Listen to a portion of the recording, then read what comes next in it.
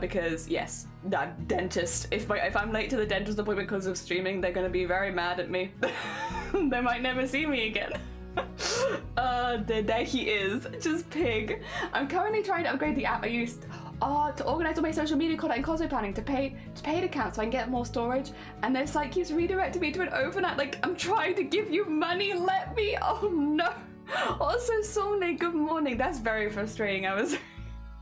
You're trying to pay them and they're just not having any of it. Also, thank you for Pi contributing to Small Fish. Thank you everyone for contributing. I think I don't think we'll hit it the 100% today because, again, I'm doing this shorter stream, so I just don't think I'll be live long enough. But I can see at the moment we have small dinosaurs in the lead, followed by small fish, followed by small cats. But when I say small cats and small fish, by the way, it's not the same as what we're doing today. What we're doing today is like a one-off, very, very small embroidery.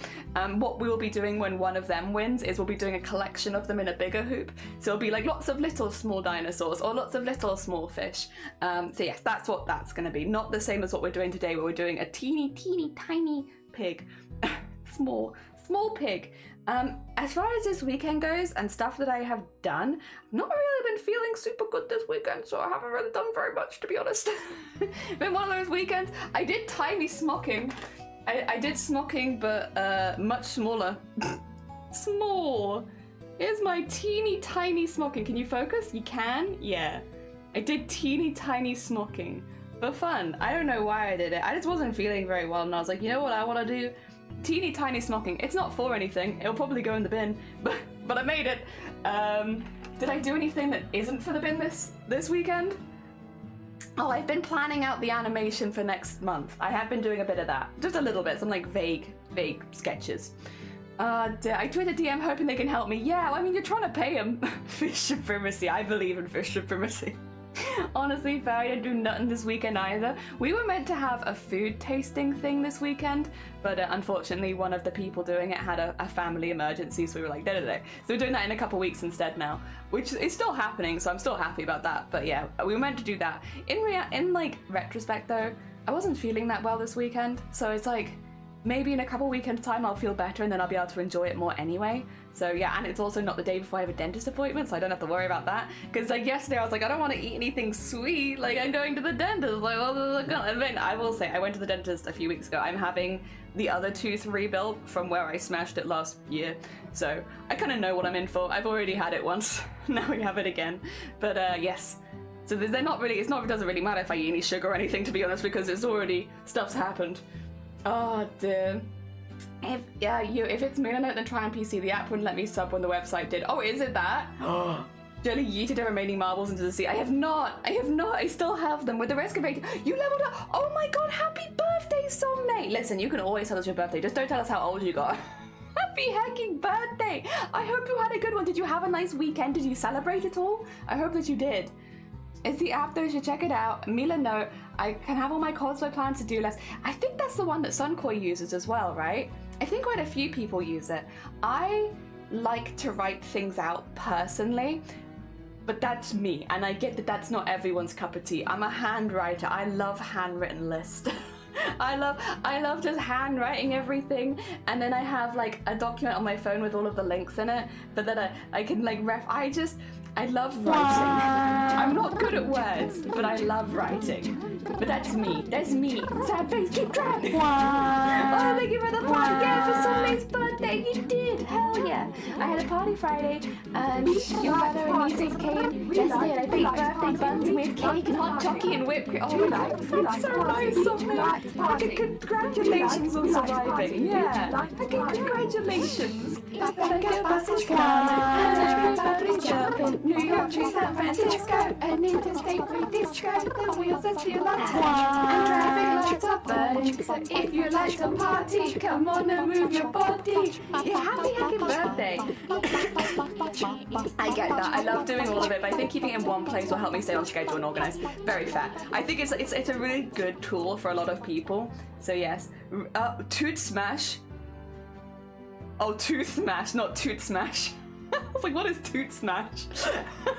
Toot smash. I don't think we can make that noise. I don't think I ever want to see that noise again. Also, Ori, so many sounds. It's been a loud morning. We've had a loud Monday so far. I love to have eaten your birthday buns. I think we would have all loved to have eaten Solnay's birthday buns. Sounds heckin' delicious. I don't know that I've ever seen a birthday bun, to be fair. Like, I've seen, obviously, birthday cakes and stuff, but not buns. But I like hot cross buns, so I probably would like it.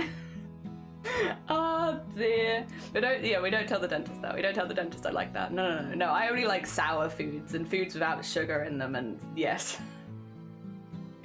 Oh dear. To be fair, we did good with the dentist. After I have this tooth rebuild, they said that I was doing well and I don't have to come back for a year, so happy heckin' days. A whole year. I haven't been on like a year between appointments probably since I was a child, so I'm pretty happy with that. They're just plain buns with egg wash and large glazed sugar on top. That sounds heckin' nice. My dentist thinks I eat plain sauce and nothing else. I just don't use my teeth actually. Dear. Oh, also, heads up, big red mark here. Don't worry about it. It's fine. We're allergic to air at the moment. It's been a bit of a problem. I'll sort it out, but for the next week I'm probably just gonna have like a long red mark that starts here and goes down and looks, it doesn't show up on stream, but it looks like a burn. Oh dear, very funny. It's not a burn.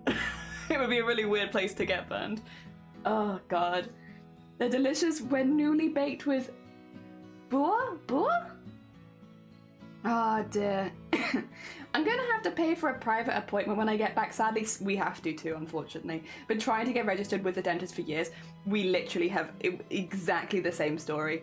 Like, we've been trying to get on an NHS dentist for years at this point, and we can't even get on the waiting list because the waiting lists are too long. So we just have to keep calling back and being like, is there space for us to go onto the waiting list? And so far, it's been several years and we haven't got on. So we have to go private. But it's like... Have you seen the Eurovision songs? To be honest, Grubbit, I feel really torn about Eurovision this year. And it's mainly just because they said no to Russia, but then they're also letting Israel in, which is like, I'm not sure about that. So, I mean, I don't know, I just feel very uncomfortable about it, so I haven't been engaging with it this year so far. It's nothing against people that are completely like, do your thing, but personally I feel a bit weird because we always make a big celebration about it here, and I'm like, I don't really feel like I want to celebrate it this year, so we might just not do Eurovision at all, which would be the first year that we haven't, but it just doesn't really feel... it just doesn't feel right. It gives me an uncomfortable feeling and I just don't like it. So yes, I'm like, yeah, no. And so that's kind of the vibe. It's probably like, yeah, it's like, I just don't think we're going to be celebrating Eurovision this year. I'm probably just not going to watch it. If you want to watch it, you go ahead. Honestly, I'm not here to police what other people do with their lives. I don't want to be someone who does that. So if you want to, fair enough. I probably won't do a big event about it. We normally either watch it, like we do a watch along on stream, or we do stuff in the Discord. We did stuff in the Discord the last couple of years and it's been really fun. But this year, I probably won't. And I probably won't be engaging with it at all, to be honest, because I just don't agree. But that's me personally, and again, I'm not here to push my thoughts on other people, unless it's like piss related, and it's fine. You know, I talk about a very niche selection of subjects. They keep rejecting your songs because they're political. Yeah, we say that, but last year they had, well, okay, I don't know how much we want to go into this, but the person who represented Israel last year was literally someone who is known for their propaganda. It's like the face of it. Was the person who represented them last year. So it's been iffy for a minute. It's not just this year. So I'm glad they're rejecting stuff, but yeah, I don't like that they've been invited, to be honest, and I'm not going to support it.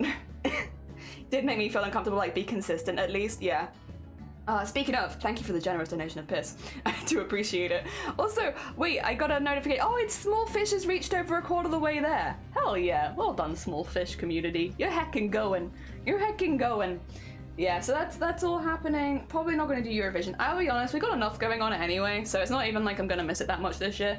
I was talking about this with Shiny. Oh, do you want to just... Okay.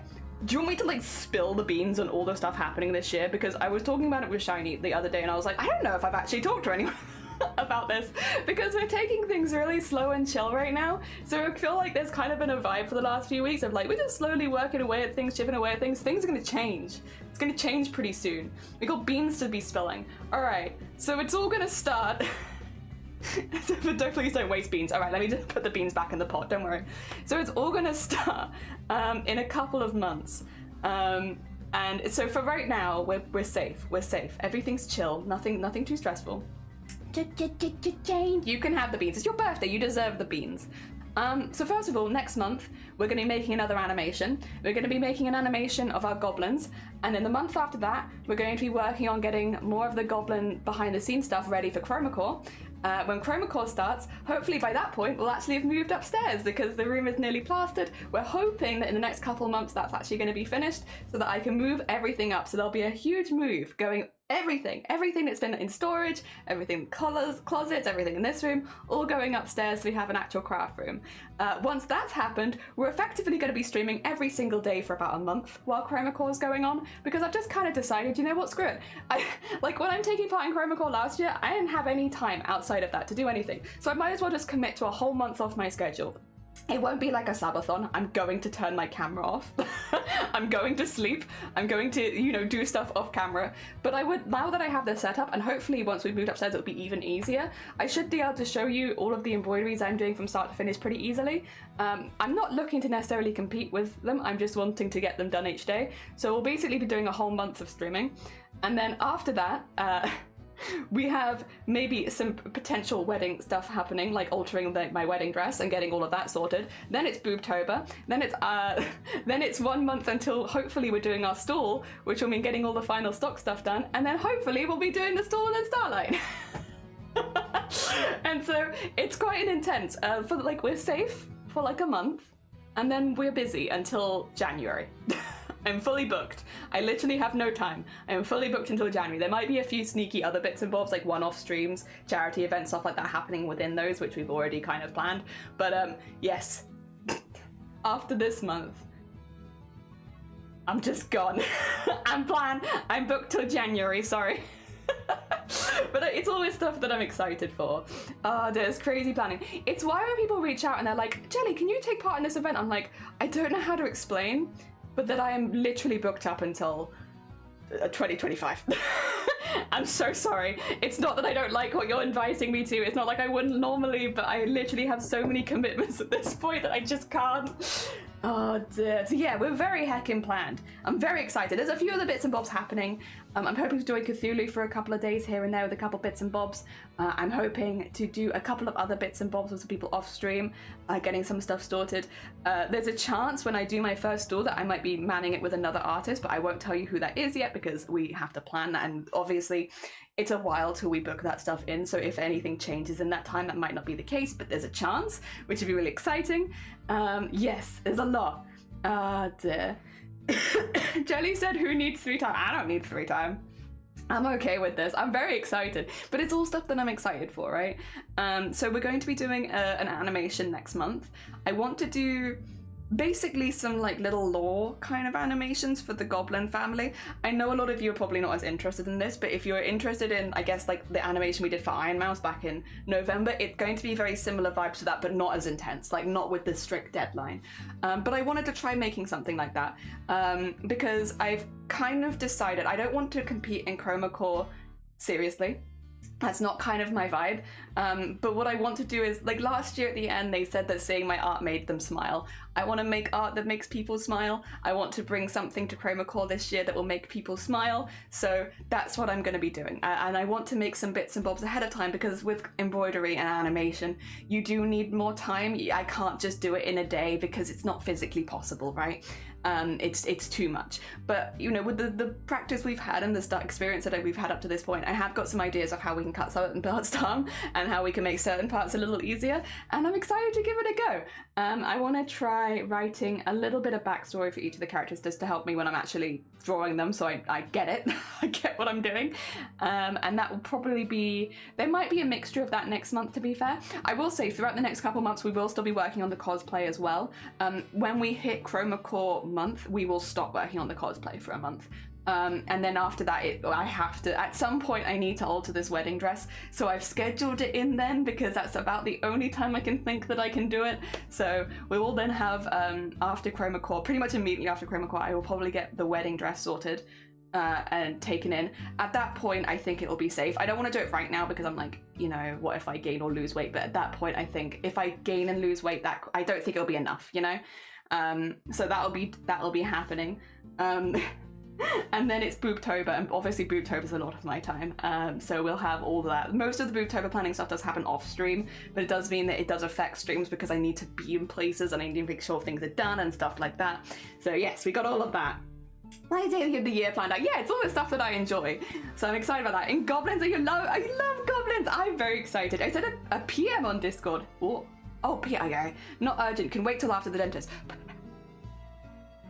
I won't read it aloud. I'm just curious. Oh, the answer is yes, but I will put that in. I will put that in response. I will put that in writing afterwards. Yes. Yes, I'll put that in writing afterwards. But the answer is yes. Oh dear. Luck. Oh, thank you for the luck, Maggie. I appreciate it. And should you like to go out and Chroma Core this year? Oh, exciting. Well, I mean, it's up to like. You can do as much or as little as you want. I think that's the thing. It's like, I obviously try and do every day because I like a challenge and I like being under pressure. But I don't think there is any of that. Like, if you want to do every single day, you go ahead. You have a great time. But I think you know, a lot of people do just do one or two and they chip away at it. Like some people spend multiple days on a prompt that they really, really like. And I don't think there's anything wrong with that. You know, if you're in the Discord server, you can go over, if you go, I don't remember if you were in Discord server, Shifty, but if you go, it's obviously a closed server as fact as like you can't post in it right now. But if you go to, I believe it's if you go to Washout Alley and then you go to the Follow Along Finale 2023, people have posted their collages of the work they did that month. And some people have done like 2, and some people have done all of them. And I don't think there's any, you know, there's no shame on how many you do. And you can see like a nice range of people are playing like, yeah, I just did like a few and that's what I had time for and I like them and it's like, cool, heckin' cool. Some, like, yeah, a couple people did all their work on one page, so they did like a proper collage. I mean, I did more. I think I did, what, 42 embroideries in 31 days? So it's like, you could also do more. I don't think there's anything that stops you. If there's a prompt that you really like and you want to do it multiple times, I feel like you could. I don't think anyone would come at you for that either. It just feels very free. It feels very free with a lot of options, and I like it very much. Yeah, so I'm going to properly plan that in for this year so that we can do that. And then, yeah, November, I would love to, if I'm at another animation competition, I would love to enter it again. But I think this year, probably, I don't think I'll be able to, just because if I do get into Birmingham as an Artist Alley artist, then I will only have that time to like solidify everything and make sure that I've got the rest of my stuff done, get any extra prints, get any extra bits and bobs. So I probably will need that month for planning because it's the first time I've ever done it, and you know, I'll need that month ready. So it might technically be quite a chill month that month because yes, I might even be able to do some cosplay stuff in between because a lot of it will be off stream. It won't be like, you know, I won't be ordering prints while live on stream, you know, that will be something that I'll do off stream. So yes, we might have the option of doing stuff like that. So I have like be able to bring games back. There probably will be a few months as a heads up where we might not be playing games every Thursday. Chroma Core is an example of that. We won't be doing our gaming Thursdays during that month. Boobtober as well, we won't be doing during Boobtober because Boobtober we always do our own event there. So we probably won't be doing that. Also because I take more of a, how to put it, management role in that. So it's like I need to be off stream at certain points and I need to make sure that I'm behind the scenes helping people. So yes, we will be a bit weird that month. It's always a bit of a weird month, but that's okay. It's worth it, obviously. And it always ends up being a lot of fun anyway. But yes, basically we are pretty much planned till the end of the year.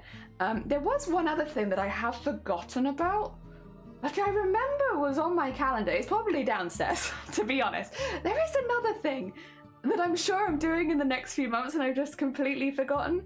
But I think it was just with me. So the only person at detriment if I forget is me. I think so it should be fine. Yeah, we might have a few like other events happening in between, like little charity events, stuff like that. I have taken a bit of a break from charity after some recent events, which I won't go about. But Yes, it should be coming back at some point, probably over the summer, if I had to guess. It depends. We'll see. Booptober's the next big one. But we won't announce that till later on. Sunkoi, good morning. Welcome on in. I hope you're doing well. You were doing your Astarian Baldur's Gate cosplay the other day. It was looking really cool. I hope you're doing well. You're doing your wig. We've been talking a little bit about plans over the next year and like what we're gonna be doing, because we've been having a really chill start to the year, like pretty consistent and like just chipping away bits and bobs. But soon there will no longer be chill. Well, it will be good, but not chill. So yeah, animation. We need to write the story. I need to do some more. I don't know if I want to do this on stream though. I'm kind of up in the air about stuff. Digital art on stream I always find a little bit tricky, because I love drawing things traditionally and then taking it digital, and I'm very much skewing towards traditional art when it comes to embroidery and all that kind of stuff. So I would maybe like to try doing some digital art, but I'm not, you know, I'm not too fast. We'll see. I need to focus on what I can find, Maggie. Get some good work in. I hope that it goes well. We will be doing today, for anyone who's just joining, this tiny pig. This is our embroidery today. Here he is. Look at him. He's so ready to be embroidered. He's so small, and he just wants to be colored in, and he wants to be a cute little pig. I love him. And I'm gonna put him in a little locket, because why not? You know, it's been one of those weekends. I just want to do teeny tiny things. Teeny tiny things. Oh, excuse me. Sorry. Big cough. Big cough. Wow. Oh, also, thank you for the hydrate, Maggie. So I literally just noticed, because I've been so in my own world talking about things. But yeah, it's all to say I got a lot of really cool stuff coming up and stuff that I'm really excited about. It does mean that occasionally the cosplay might get put down, games might get put down for a bit, but it's all good stuff and it's all stuff I'm excited about. Yes, so got a lot of good plans. Got a lot of good plans. Except for one thing that I've forgotten, but that's okay. If I skip now across this screen, tiny. I should have put him in a smaller hoop. I should have, but I don't know where it is, so I will just live with him in this massive hoop. All on his own, in the big old hoop. Ooh. Also, I think I've like shifted my camera, because my mouse pad never used to be really this much in show, but now it is. I don't know why. I don't know if I can undo that. Can I make you lean forward at all? Oh my god. Yes, dramatically I can make you lean forward, not a little bit. What, just a tiny, okay. Well, we tried. What I need to do is remove the collector off the screen, because we're not working on the collector today. We're working on him, this tiny little pig friend. And then I'm gonna get him focused, because he's so small. He's so small. Oh, drunk camera. Yeah, he's trying. He's trying, but he's a bit tipsy. He's a bit falling all over the place, to be honest. Excuse me, sorry. All right. God, you needed to tighten a lot today. What the heck did I have in you? Alright, that's fine. Let's get you focused. See, naturally that doesn't look so good. Unless I guess maybe. Wait. Excuse me.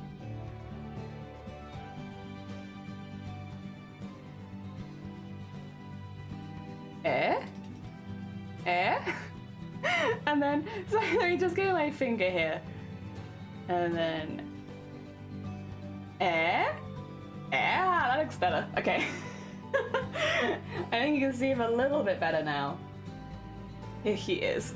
The boy. He's so small. He's also off-center. Like, I just quickly rushed it together. I was like, I want to make a teeny tiny pig to put around a teeny tiny 10-pence piece, put in a teeny tiny little thing. Why? There's no reason. I just want him. Alright, we do need to get some threads out though. Which does mean I need to put my old threads away from doing Steiner, because we have all of my thread pot over here, and most of this I'm not using anymore. I used for the project and I'm done. Right, let's get it in here. What? We had a brown, right? Yeah, there was a brown in there. And I think there was a really light gold. Yes, there was. I can't remember if that's the same gold that I've been using on the collector, though. It might be. It might be that I just stole it from the collector. That would be very me. Ah, dear.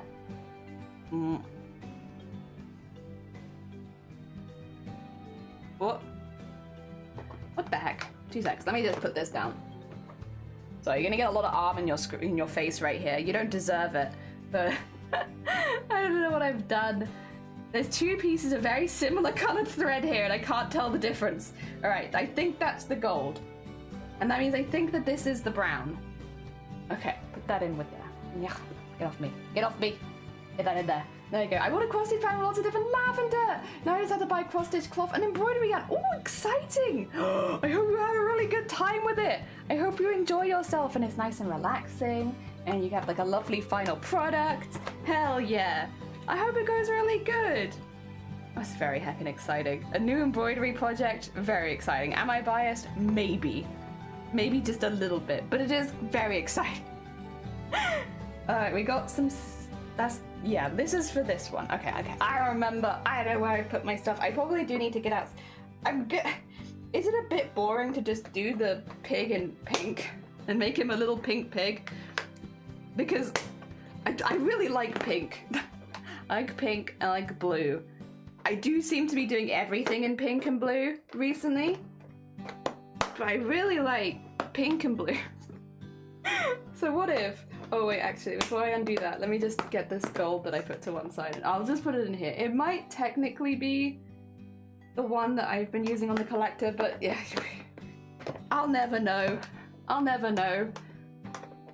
It's too far gone, I'll forget. Oh dear. Oop, there you go. Oop. Nice. And then I got some greys that are... These will go in the other pot. So what I might do is actually pop these to one side because I don't think I need to go into the other pot for anything. I can just do that later. Cross stitching is fun. Hell yeah, it is. Very hecking relaxing. All right. What color pink do we want? What kind of pink do we want to make him? Do we want to make him a really bright pink? I have a lot of options for pink. Pink is one of those ones where I have a lot of colors. I have a really bright pink, maybe like a slightly more subdued pink. I could make him a light pink. Oh, there's a little bit left of this one. This one might be a good option though. Wait a second, let me get you out of there. Because it's a weird ball of thread right now, but maybe actually even these 2 together, because I could do with little spots or something. Wait, 2 seconds. Remove those options. Skadoosh. What if I did him with little spots? He could have little pink spots on it. It would be really cute. I wonder if I have any... Do I have any silver shiny thread? I would normally outline in black, but I wonder if I have any silver. Because if I'm going to put in a silver thing, it might look kind of good with silver thread.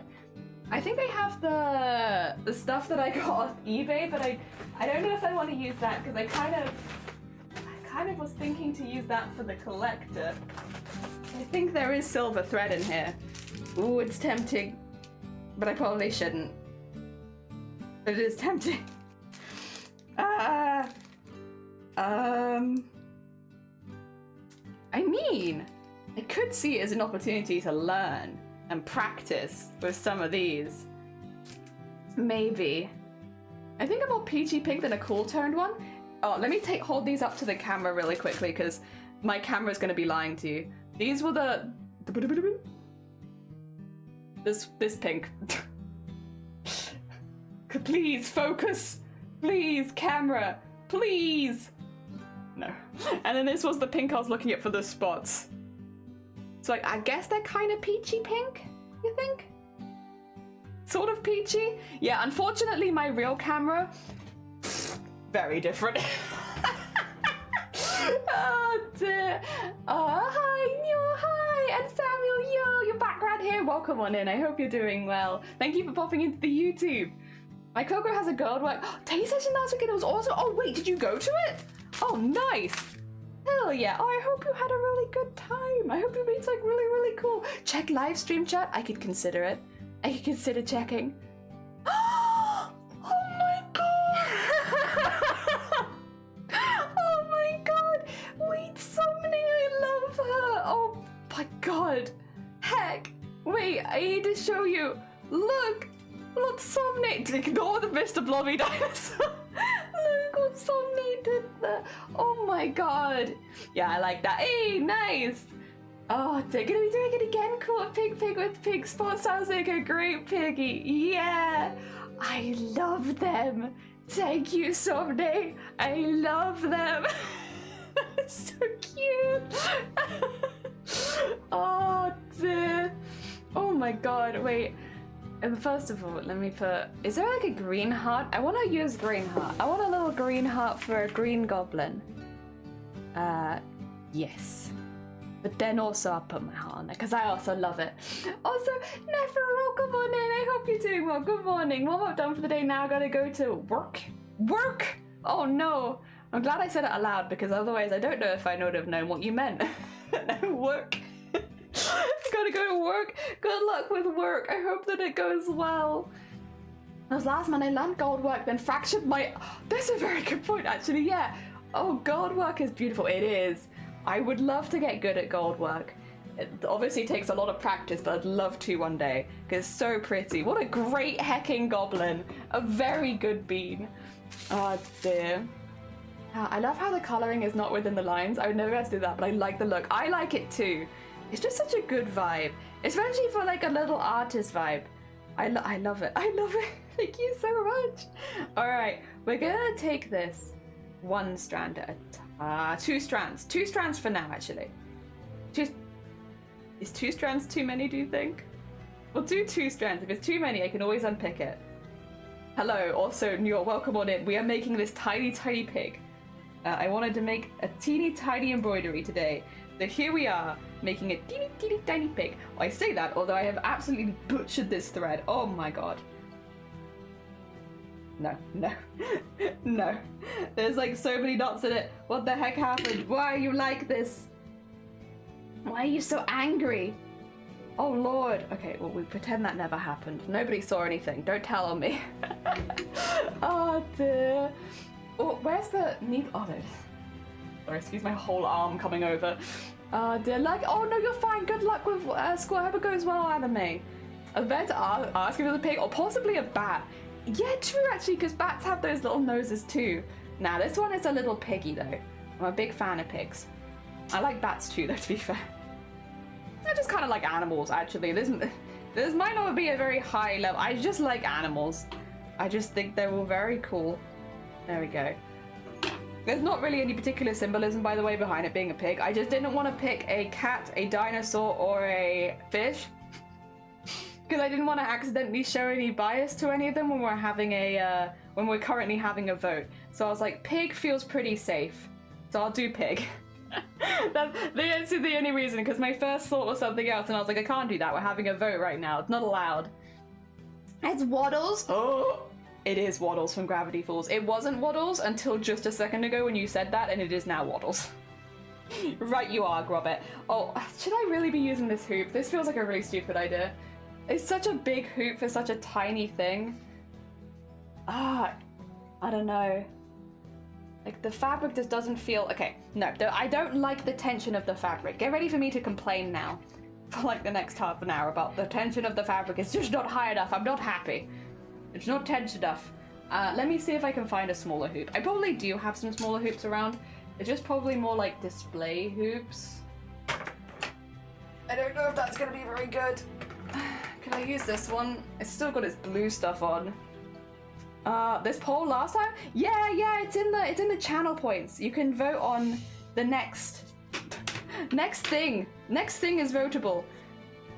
Okay, we're gonna try putting him in a smaller hoop and see if I get along better with this, because I think the hoop from before was just too big. The problem is I really don't like these ones for anything other than display, because they do tighten it, but they're kind of a pain to tighten like the most. Even if you have like the screwdriver in the end, it's like, it's not enough. They don't go far enough. But it might be slightly better than the bigger hoop, so we'll give it a go. Wow. There we go. Oh, morning, sir! Welcome on in. I hope you're doing well. So I'm just tightening my hoop off screen. Let me trim this down as well because... Oh, sorry, full arm in your face. My bad. Let me trim this down so there's not quite so much fabric around the outside either. Okay. It is only a teeny tiny pig after all. It does not need all of this. you screaming at me? No, heck! Thank you so much for the bits. Welcome on in. Also, I think I already said welcome to you though, but welcome on in for screaming. Welcome on in into screaming your Monday away. Oh dear. Oh, there we go. A little bit more off this side, and maybe like a little bit off this side as well. Because that's the side that's gonna go into the hoop stand. There you go. That's a better. Why am I screaming at you? Why are you screaming at me? What did I actually do? What have I done to deserve this? Oh dear. All right. Let's get this back in here again. Oh. Okay. much smaller. Much smaller. Scuba, good morning. And Gev, good morning and good night. Take care, Gev. Look after yourself. Welcome on in, Scuba. I hope you're doing well. We are making the teeniest tiny embroidery. Here it is. Small pig. Very small. Very pig. We'll eventually go maybe inside of this. And then I can have a pig in a locket. I don't know. We're having a day. We're doing some experimentation. Seeing what we like. That's where we're at. Also pink pigs can have dark spots, maybe brown or black. Well, we got like a little pink spot though. I just want pink. I just want pink everywhere. I love pink. I needed to scream and this is a good place to do it. I'm hecking glad. I'm hecking glad we can be that place for you, Neil. Alright. First of all then. Let's just do some lines so that I get... which way round? I was gonna do vertical. Do you think that's right? Or do you think no, we'll do vertical because I think I want the nose to be horizontal. Yeah. Yeah, so let's get some lines in so that I can follow these as like a way to go later. I'm not gonna do the outlining just yet because I'm kind of thinking that I might outline them in silver. Because we're gonna put them in a silver hoop, right? So I thought it'd be kind of cool if they had like a silver outline. So yes, maybe we don't outline them yet, just so that I can do that later. Also, sorry, my voice is going. My voice is leaving. Oh, apologies. Oh. All right, back over here. And then there's some little guidelines so I don't get lost later. I think the eyes I will probably end up sewing over for now, and then I'll probably come back later and add those in because they're a bit small, but I know how I draw animals. I think I can remember kind of, they will be next to the nose like this. May I see Cup close up? Yeah, you can see Cup close up. Like that? There you go. Looks like this. Yeah. Pretty heckin' cool, right? Oh. It's got a really pretty texture on it. As all our cups are, that one is also a gift. It's very heckin' nice. I love that cup. We have two very similar ones, but this is the one that I use more. The other one is more blue, but they're both good. They're both very good cups. Like them both very much. There we go. Up here. Nice. Yeah. Okay, there are little guidelines. That way I won't get lost. I'm putting all the stitches in. I will get lost otherwise. I love cups, don't have enough space for all the cups. I think that's such a thing, right? We have the same where it's like, because we get given cups sometimes as gifts. Not that often, but like, you just don't get rid of them, right? So like, you often have older ones. I have cups from when I was like pretty young, still just hanging around the cupboards. Because that's just how it kind of goes. But you get attached to them. I'm very attached to my mugs. All of them have like a little story, because they're all gifts. I don't think I've ever bought a mug for no, that's not true. I did technically buy one mug for myself, but it was also partially a gift anyway. So it was like I half bought my own mug. But yes, I think that's I've only ever bought one mug. All of the other ones have been gifts. And I really like that. I really like that a lot. There we go. Get the little piggy sides in. There we are. Cute. Cute. And then start going in here. I think 2 is fine. I was originally worried that 2 might be too much, but it seems like, at least for this, like the filling-y bit, that 2 is fine. Maybe if I wanted to do like a lot of details, I'd have to go down to 1. If I wanted to, I'm kind of tempted about maybe doing a silhouette or something like that. Be kind of cool. If we have time, we can do more than one of these today. I'm not fussed. Oh, sorry, I'm gonna have to hide just so I can cough this up. 2 secs.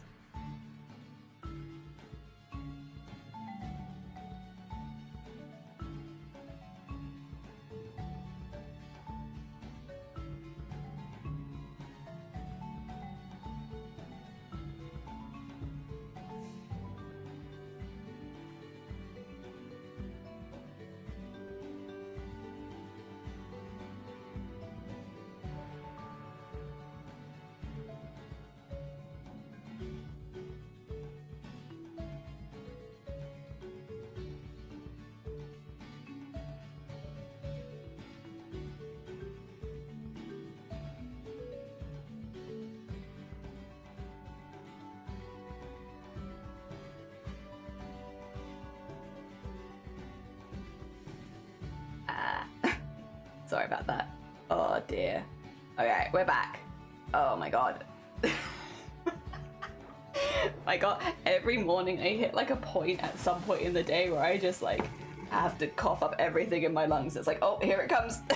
I cough up like a huge glob of shit. Oh, it's fine. It's just exhausting. I'm still hiding. Yeah, I'm just quickly cleaning up. 2 secs. Oh my god. Also, Kitty, bless you. Thank you for the follow. Sorry, you followed while I was hiding, but I appreciate it. Oh my god. I can 10 out of 10. Love it.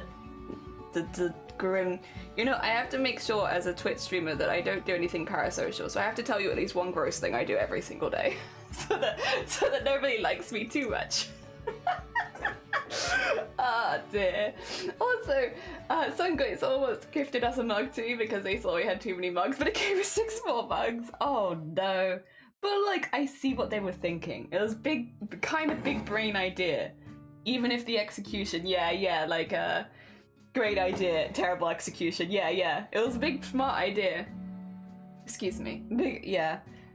No, it's just one of those things where like, I don't know how to describe it, but if you're coughing up a lot, it can make you gag at the same time. So it's like not something that I'd want you to see on screen. Not something that I'd want visible evidence of, you know. Ah, dear. Yeah, that kind of cough. Love it. It's my favorite. To be fair, I will say, it's not the worst. Yeah, exactly. It's very gross. It's a very gross thing. I have to make sure that everyone feels disgusted by me at least once a day. Otherwise, I'm not doing my job as a crafting streamer. Oh, my favorite thing to do is to come onto stream and just spread lies about the makers and crafting community. Oh, dear. I'm too good at trying to inhale tiny bits of chewed food. Oh, no. You need to tell your body off for that. That's no good. That's not allowed. You're meant to eat wrong hole. Little piggy should be in a mud bath. Oh, wait, that's so cute. Wait, what if instead of a mud bath, we made it a paint bath and we could cover him in little blotches of paint? What if? Because it could be mud, and I love mud. The mud's great, like, wonderful stuff, but what if it was paint? But instead of mud splotches, it was paint splotches, and he was just a little painted piggy. That would be so cute. Oh, dear. All right, 2 seconds. I'll sketch that on so that I don't lose it later. We'll do bits where I haven't really done anything yet so that it doesn't get too lost. So I'll do there, and then maybe like a I guess speckles I could put in later, but I might also just get like some of this ear. There we go. Because it's very small, so like there aren't so many places to put it. And what if I did like yes. Okay, there's some pink through that, but I think I can work around it. Oh dear. I choke on my own saliva. I do that when I'm talking like really quickly. If I talk really quickly, sometimes I swallow in the middle. I'm like, oh dear. And I it happens like once a day, and then after that I'm all good. It's just, you know, if possible, I'd like to try and have that happen before I go live, but also, like, I'm not about to wait around for my whole day for when that happens. I can just hide myself for 5 minutes. It's fine. You have emetophobia. What's emetophobia, if you don't mind me asking? Sorry, I'm not very good with words. I'm still learning. I know some of the big phobias. I reckon like arachnophobia and stuff like that. But I don't know a lot of the other ones. I regularly choke on air, don't ask me how. What? I know I kind of get you though. Because like there have been times where like I've breathed too much and the air dries out my throat and then I choke. Because I breathed too much. Ah, dear. Oh dear. Oh, it's fear of vomiting or seeing vomit? Ah, okay. If that case, to be very clear, as someone who is sick a lot, you'll never see it on stream. Never ever. If I even have an inkling that I'm going to throw up, I end stream. I'm very, very good with that sort of thing. Do not worry. You'll never be seeing or hearing any of that on this stream. I'm very in tune with my body, and we got a good routine. We're used to this kind of stuff. There, you know, I'm pretty open about broadcasting a lot of things, but there is some stuff I just don't want to see clips of me doing, and yeah, one of them is throwing up. Choking, throwing up, stuff like that. Nah, I don't want to see it. Don't want to see it. Not for any phobia reasons, just like, it's kind of upsetting. I just don't want to see that. Oh dear. Even though we might talk of it sometimes here, it's not something you'll ever actually see here. Yeah, do not fear. Oh. I mean, I've been streaming for nearly 4 years now. I've been ill very many times. I don't think you've even got once an inclination that it would have ever happened. I'm very good. Very good. You kind of have to be if you have migraines this often, to be fair. You do very much get into a routine of it. It's the same as like, I guess, what is it, overexposure to something? It almost makes you numb to it, but no, like needles for instance, like I'm going to the dentist later, they're going to inject into my gums. I'm not afraid. Not at this point, because the injections I do every month are so painful that I'm like, honestly, no longer afraid of the mouth injections. The only thing I don't like about the mouth injections is the taste. I don't know why. I don't know if everyone gets this either, but when they do like the numbing, the anesthetic injections, if you're having like drilling or anything like that done in your mouth, there's that taste afterwards, that really like bitter taste. I don't know what that is. I'm assuming it is just like a little bit of the anesthetic that like maybe is on the end. I don't like that. Very gross tasting, but the rest of it I can manage. Oh dear. But the dog can puke and I'm okay with that. I can handle seeing a dog throw up, but doing it myself or seeing a human throw up is horrible. Oh, for sure, like, yeah, I used to be a bit more phobia-ish towards that, and again, just overexposure. I still don't like it. Like, I still don't go out of my way to watch people throw up, but it doesn't give me the same response as it used to, thankfully. Oh dear.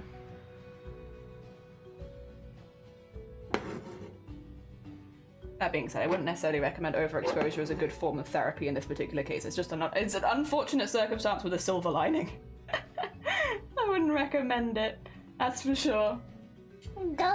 Good morning. Oh, you're gonna have some dental work done soon, so remember to taste it. Well, after they've done the injections, be like, Oh dear. Yeah, no, yeah. I'm having it. Last time I had, because the last time that I had anything done was when I completely smashed my tooth. I asked for no injections then because they weren't really doing any drilling. They were just putting stuff into my gums, and I'm like, I'm fine with that. That doesn't bother me that much.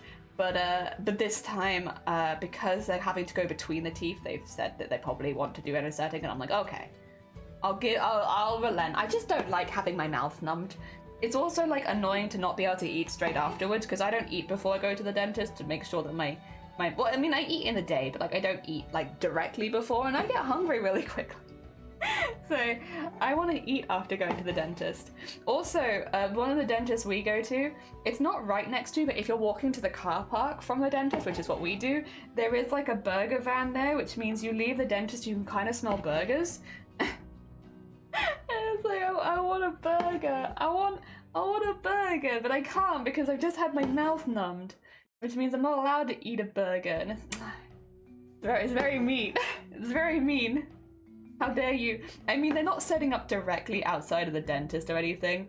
It just happens to be really close. And you can definitely smell it from the dentist. Oh, so good. So good. Oh dear. Hope you're doing well. Does your nose get numb? No, but sometimes my throat gets numb, which is probably, again, like if I'm swallowing the anesthetic, I sometimes find that it's a little difficult to swallow afterwards because my throat feels a little numb. Not like it's impossible or anything or dangerous, but just like I feel that like weirdness of like it not having the right amount of feeling.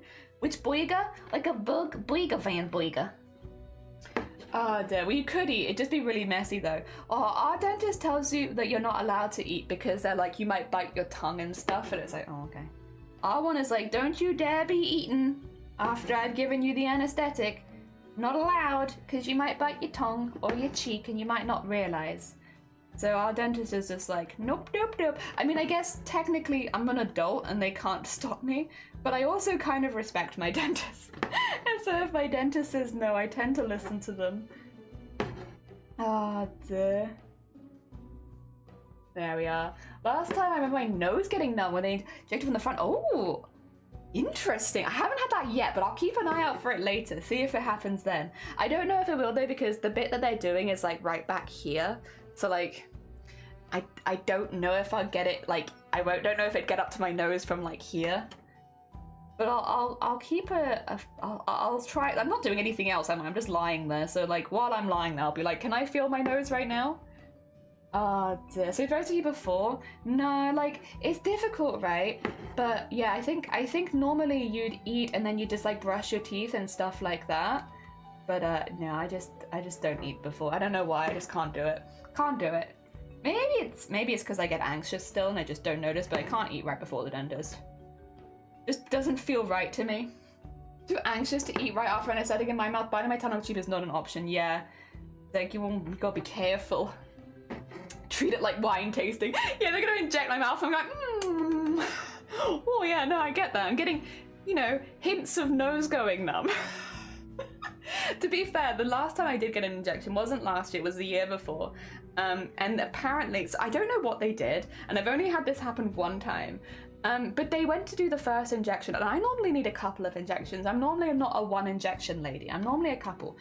It went numb instantly. It wasn't even like, oh, it's starting to go numb.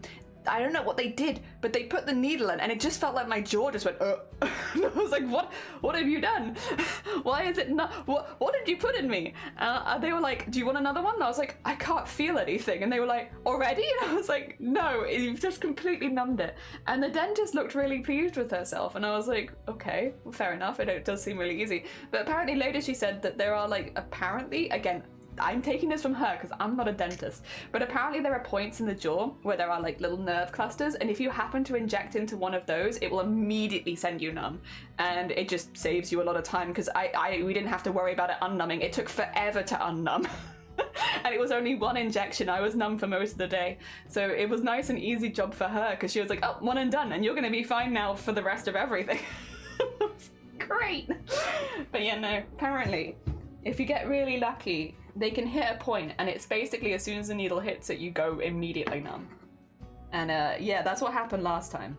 It was really, to be honest, it was quite nice. It did take any like fear of like, what if the anesthetic isn't strong enough out of it, because my whole jaw was like, So I was like, okay. So there was no fear of like, I might need more anesthetic at any point, which was kind of nice. Yeah. Local anesthetic in my face is also, I remember walking up from the dentist pressing on my face like, what is this hairy meat and who does it belong to? Sarah, welcome on in. Yeah, we had it once where they did like the top on this side and the bottom on this side also. It was like opposite sides. And I remember afterwards, because I walked home and Shiny was like, can you smile at me? And I was like smiling and Shiny was dying and I was like, why are you laughing so hard? And it's because my mouth was just every time I smiled. Oh dear. You can't have local anesthetics anytime you need work, they have to sedate you. Oh, do they? Oh dear, I'm sorry to hear that. That does suck. I mean, does that mean you can't leave for several hours afterwards? That's always been like why I avoid sedation with stuff. It's like I don't like that they keep you for ages afterwards to make sure you're okay. And I hate that bit. I just want to leave. But then I guess I am very much someone, like, speaking of fears, I don't like feeling trapped anywhere. So I will go without sedation if it means I can leave immediately afterwards. Oh dear. Yeah, if I had to get sedated every time I went to the dentist, I probably would stop going to the dentist. Like, that would be the thing that would stop me. Because I just can't deal with feeling trapped anywhere. I really hate that feeling of, like, I'm not allowed to leave. So, yeah, can't do it. Can't do it. Definitely wouldn't be a very good candidate for sedation, that's for sure. Dear, so I think he sounds like a good option, yeah. Gets the nap juice. I guess, yeah, I can't do it. I can't do sedation. I either have to be entirely knocked out if it's like a full, like, operation, or I'll be awake, thank you very much. Just do it to me while I'm awake, I won't move. Oh, dear. I've had a few procedures fully awake at this point because of that as well. They're always like, we're gonna sedate you, and I'm like, can we not though? Could you do this while I was awake? Is there a chance? Oh dear. Ooh. I guess everyone's different. I can't deal with the afterwards of being like, you now need to stay here for 2 hours. I'm like, You have dentist tomorrow? I have dentist today! Nearly snap. Nearly dentist snap. No, it's not great because every time there's a risk you won't wake up, so I'm rarely allowed treatments. Yeah, also that. Also that. Nap juice! Beading, good morning. We're making a teeny tiny pig today. Welcome to us making a teeny tiny pig. It was very fun. It was very cute. They're going to be covered in paint. We've decided a little rainbow pig. And we're going to give them little pink spots and stuff. Pig. And we're talking about the dentist because I had the dentist later. Zero's got the dentist tomorrow, and Goat's got the dentist soon, it seems. So we've all got dentist stuff happening. It's the time of year. My last dentist visit, I had a molar out, and it was like the dentist was going to break my jaw. It took her forever to get it out. The next day I had a dry soaked with the worst pain I've ever had. Tooth pain? It like, you can't think around tooth pain, that's for sure. It's one of those pains where it blocks out every other thing in your body, and all you can think about is, ow. It's not possible for you to get an anesthetic gel on your gum. You'll probably talk to a dentist about it. Yeah, I honestly don't know, because I know some people, they have like reactions to it. They're very hesitant about things. No, they don't want to take risks. I get. I haven't been to the dentist in a while. I didn't go to the dentist for a while, but it wasn't because I didn't want to. It was just there's no NHS dentists here. And it's very expensive, so we've ended up having to go private because I still have my wisdom teeth, by the way. First of all, my wisdom teeth grew in at like the age of 27, which feels really old for someone to get wisdom teeth. I don't know what that's about, but I thought that I was out scot-free, and then suddenly, you know, at the ripe old age, suddenly I've got wisdom teeth. But both of them are growing into the salival glands on both sides, so it's not a problem yet, but it's going to be a problem. So we ended up having to book a dentist appointment because it's like, listen, I know that these teeth are coming in, and I also know that they are not coming in very well. So I need someone to look at them. So we ended up having to pay private. Which honestly, it wasn't actually as bad as I thought it was going to be initially. It's still a fee that we, you know, would have rather not had, because I needed like 2 x-rays, one for either side. And then the appointment, I think it came to about 50 quid, which it's still more than we would normally want to pay for anything because we're cheap, right? But it was worth it because we were worried. And since then we've been going to the same one, and they're pretty chill. I think they get it. They're like, you know, everyone's in a rough position. We can suggest things, but we'll only do like what you want. And that's been really good. Good luck in my teeth. I do need to find a local dentist here though. It is hard. Obviously it's different in different places in the UK, I'm sure.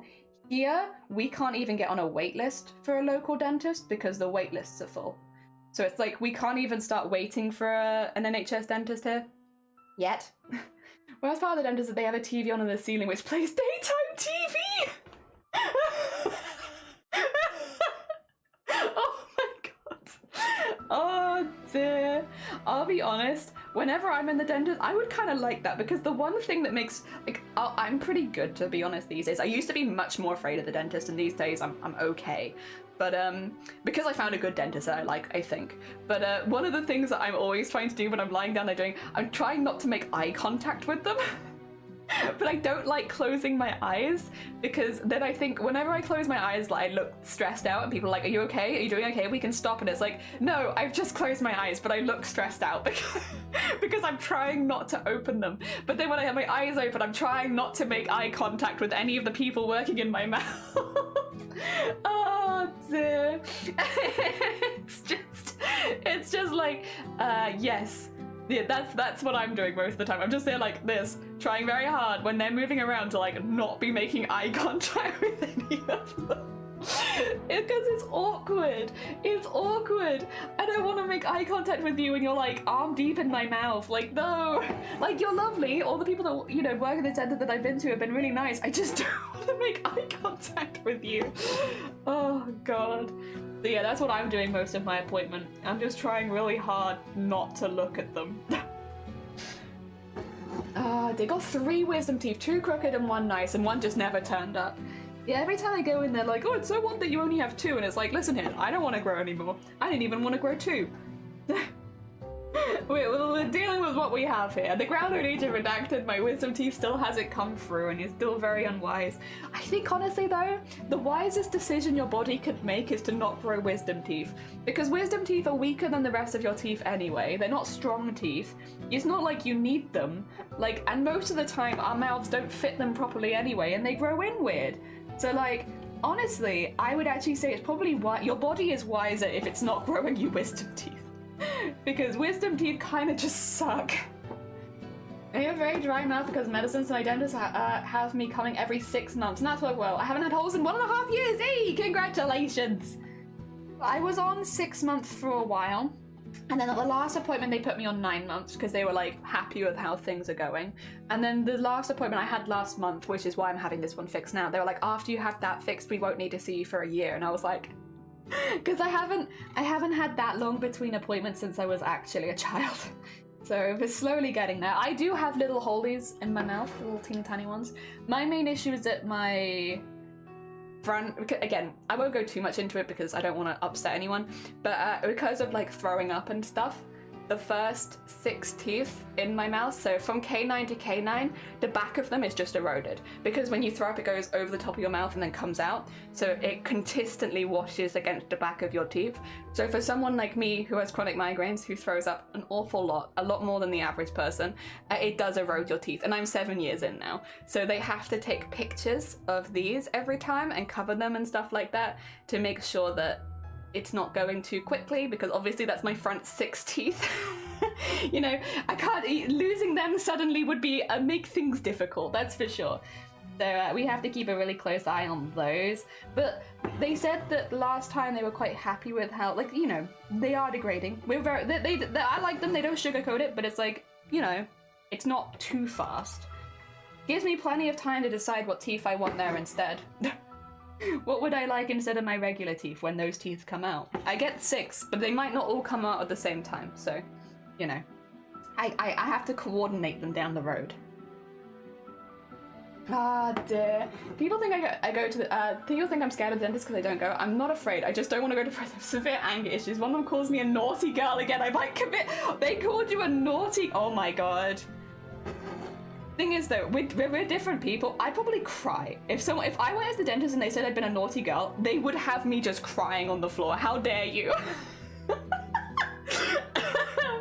I was 4, I had all my molars removed to make room for my wisdom teeth, so I had a crowd mouth. I never... What? Oh, that's awful. Is this Dino Day? No, we're just making a little pig. We're just making a little piggy, and he's playing in paint. He's gonna have little paint splotches on him. How you doing, Power? Good morning. Glitter. That's kind of what I want. Or like the pearlescent effect would be kind of funny. Wouldn't mind that. Glow in the dark would be hilarious. But I probably won't get glow in the dark teeth. It wasn't. There was no reason my wisdom teeth didn't rise. It just didn't happen. Oh, okay. What the heck? I love piggies. I love piggies too. I think they're very heckin' cute. So we're doing a cute little piggy because that's what I wanted to make today. No, I was in my 30s when they said that. It's been over a decade, and I just can't be called a naughty girl again. Yeah, it's heckin' weird vibes. Weird vibes. Oh, dear.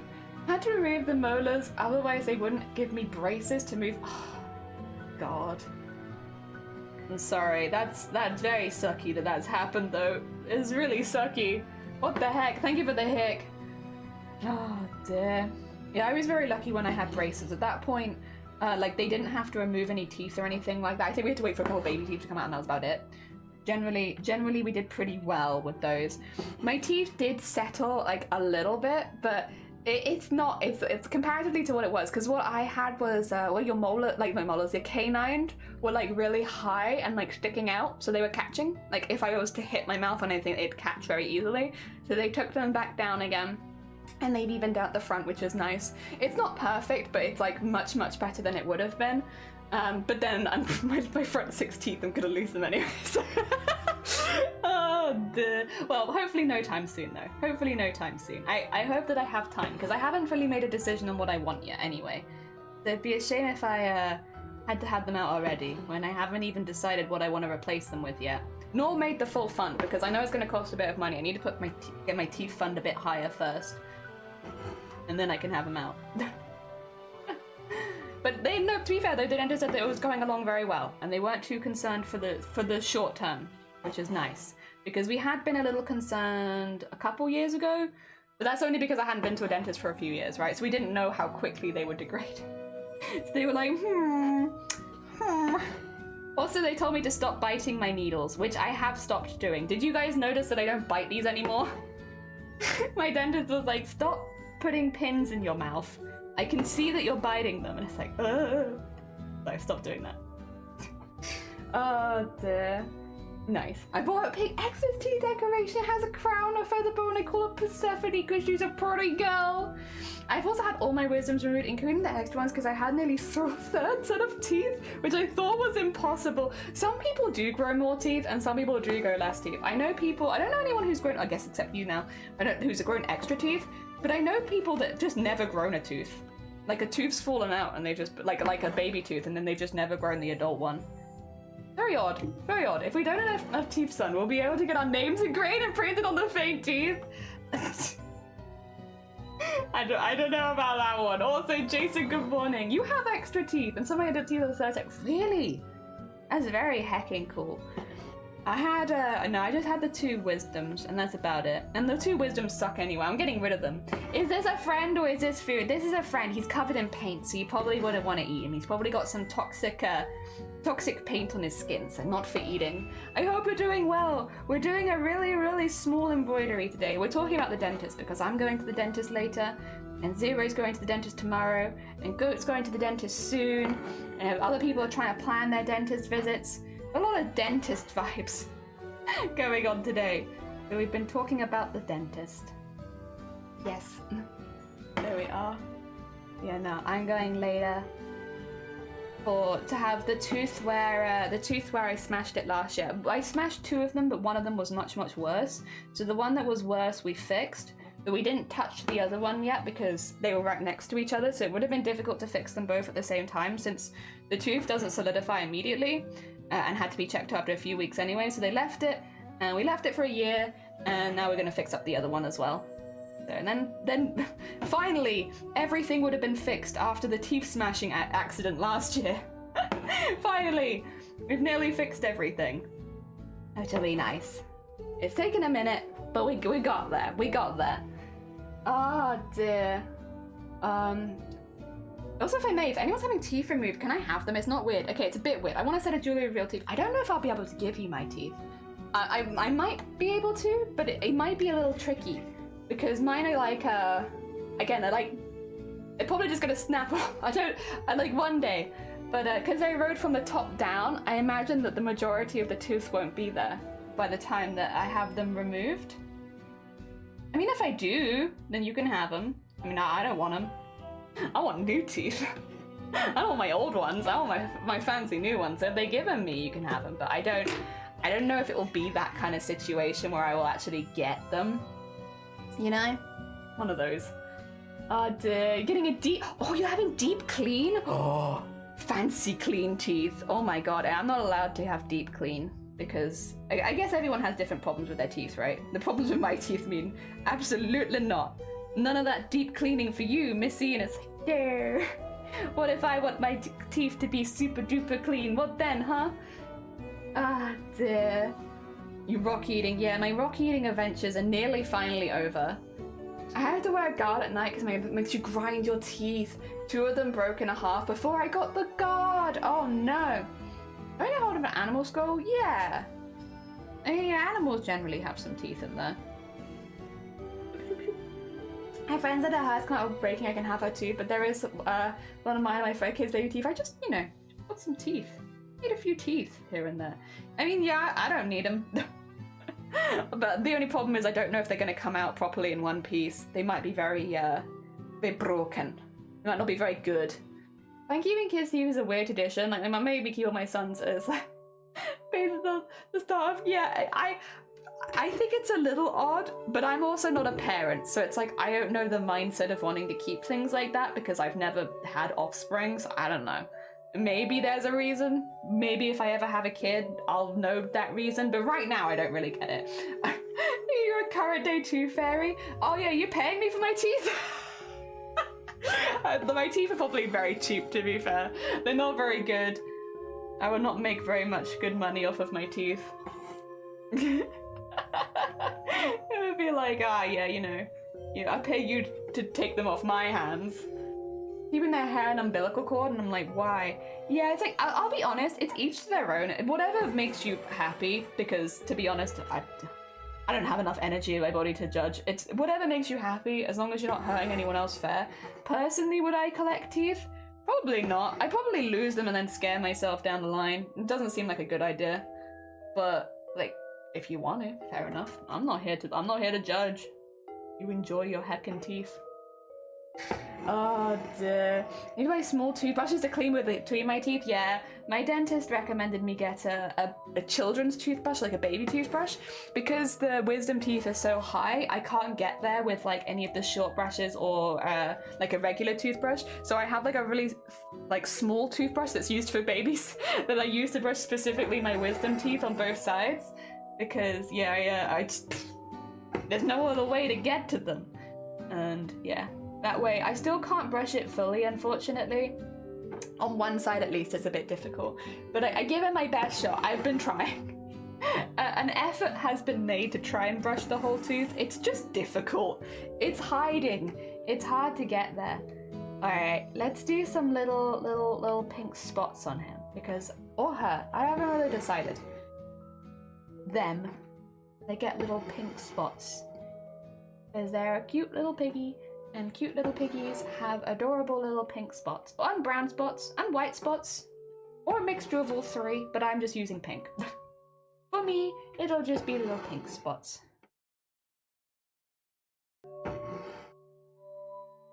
Okay. Dear. I want to buy a small. Also, I say my answer like, yeah, get the leathery skin. Like, I don't want to think of that skin. Again, everyone has like different approaches to what makes them sentimental though, right? Like, I'm not here to judge what makes you feel sentimental or what makes other people feel sentimental. Like, again, as long as you're not hurting anyone, like, you're all fine. You're all fine. You do whatever things you do. Personally, would I keep stuff like that? Probably not.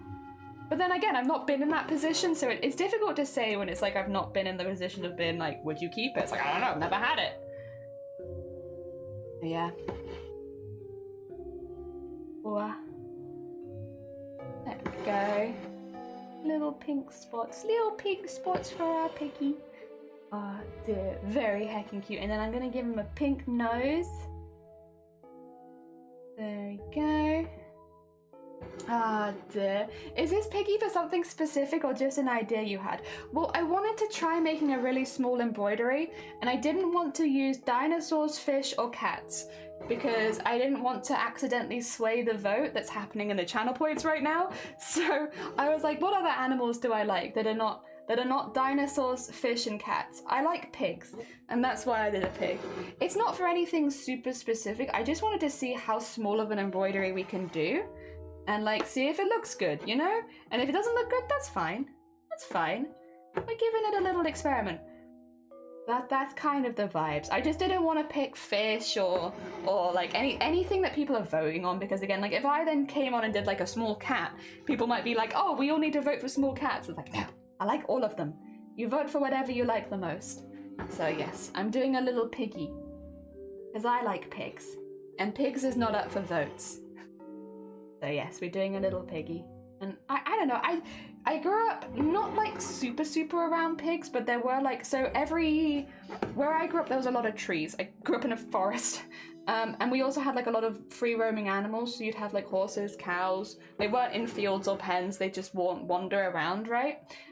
But one of the things that happened every autumn would be that all of the acorns would fall off the tree, and acorns are very poisonous to horses and ponies, and they would just eat them. So what they would do every autumn is they would release all of the pigs onto the forest, and the pigs will eat the acorns, and they don't find that they're poisonous to them. So that way the pigs will eat all of the acorns before the horses can get to them, so the horses stay healthy and the pigs get like a delicious acorn meal. So you'd sometimes, if it was autumn time, you'd wake up and you'd be like, I'm on my way to school, and you'd be going towards school and there'd just be like a family of pigs just hanging out, and it was very heckin' cute. And like also because it was like of the time of year, a lot of the pigs at that time of year actually have piglets as well, which means that you'd sometimes leave the house and just see like a full family of pigs and piglets chilling. For the most part, you shouldn't really get too close to the piglets because they are, although they are technically farm pigs, they are definitely not like human friendly pigs, if that makes sense. Like they don't want to be pet, they don't want to be touched. If you want, like the way that my family did it, because obviously like me and my siblings all really like animals, they'd say like collect a lot of acorns and then you can just give them to the pigs, but don't touch the pigs. Just like dump a load of acorns in front of you and they will eat it and hang around a bit and you can watch them. But you shouldn't touch them because they are not, I don't know what the word for it is, domesticated per se? I don't know. They are like, they're not, they will charge at you if you go near their kids. They're trained. I'm not sure what the word is, to be honest. But yeah, you gotta be a little careful. You gotta be a little careful. Oh dear, there we go. We got a little ear, a little nose, and little spots. I might put like a couple of other spots just towards the paint thing because I feel like it's missing out a little bit on some of the spotty action. And then maybe just like a little spot here. And like a little spot here. There we go. Pigs Give Back, yeah, we donate our acorns to local pig owners. Yeah, because pigs can eat them without getting sick. But a lot of animals that live on the forest can't. So they have to release the pigs every year to make sure that they eat all the stuff that the other animals can't eat, so that they don't get sick. That's cool. Reminds me of hundreds of goats here to eat the dry plants and bushes to help with wildfires. Yeah, it's like using animals in a way that's not just for food or produce. It's like, it's also they help each other. There's definitely like an ecosystem there. It's very heckin' cool. But yeah, the pigs would protect the horses. Domesticated could be the right word, but I wouldn't say they're domesticated because like they will bite you and charge you. You shouldn't go near them. But they're very cute. But yeah, don't touch them. Do not touch them. Leave them alone. They're happy doing their own thing with their kids and stuff. You don't want to go near them. You'd see it happen every single year. Some tourists would be like, I pet a pig and then they bit my child. And it's like, yeah, you plonker, that's a wild animal. Like, they were cool sometimes for like farmers and stuff to like not do this. And it's like, you're an idiot. Like literally, small amount of research on the ecosystem you're complaining about. And then you'll realize that the person in the wrong was you for trying to pet a wild animal. But I think a lot of people see animals and assume that it's a petting zoo, and it's like, oh yeah, I can just touch all of those and that's gonna be fine. They definitely won't come and bite me, and it's like, alright, your fingers. Oh no, your fingers, mate. Enjoy it. You won't have them for long. Alright, what colour paint do we want them to be rolling in? I think probably some like pastels. I mean, we could actually just do the yellow, blue, maybe. I kind of want something light. I want something light and bright. Like a little light yellow would be nice. A blue would be nice. Maybe a green. Do I want green? Green might look a bit sludgy, huh? Could do a red. Just do like the primary colors. Yeah, maybe. Oh, I meant they're not. I'm not domesticated. Let's sigh. Just got to school and Nugget has a splinter, and apparently aren't allowed to deal with it. Oh my god! Go to the school, talk to. What the heck? A splinter?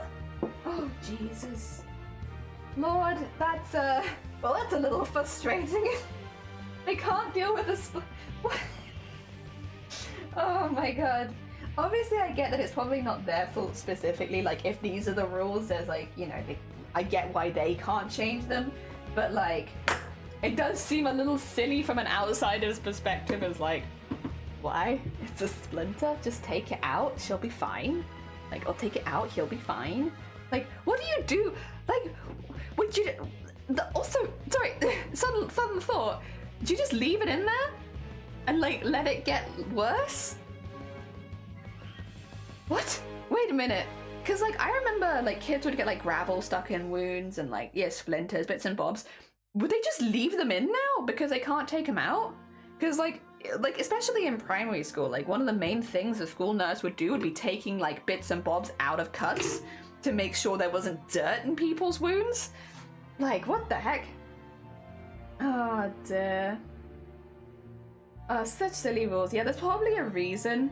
Like, I wouldn't be surprised if a lot of these rules, I don't mean this in a rude way, but they probably stem from a parent complaining that their child was crying because you took out a splinter, and so now they just can't do it anymore. Like, I feel like a lot of the times, unfortunately, it comes from someone complaining about something like that, and then them just deciding it's not worth the risk if this keeps happening, and then yada yada yada, now get screwed. Oh dear. Yeah, stupid rules. They're afraid of going further in than I can, and then I can yell at them. And but honestly, I'd just be happy for them to deal with it. Yeah, it's also applying pressure to your child's skin, and people will yell at that too. Yeah, for sure, for sure. Like, it's a couple of people that ruin it for everyone else for the most part, and it's like, yeah. I doubt that it was the school's idea to not remove splinters from children anymore, I guess is what I'm saying. That sounds like something that might have been forced on them due to maybe other circumstances. Popped a pig of a local piggy. Oh my god.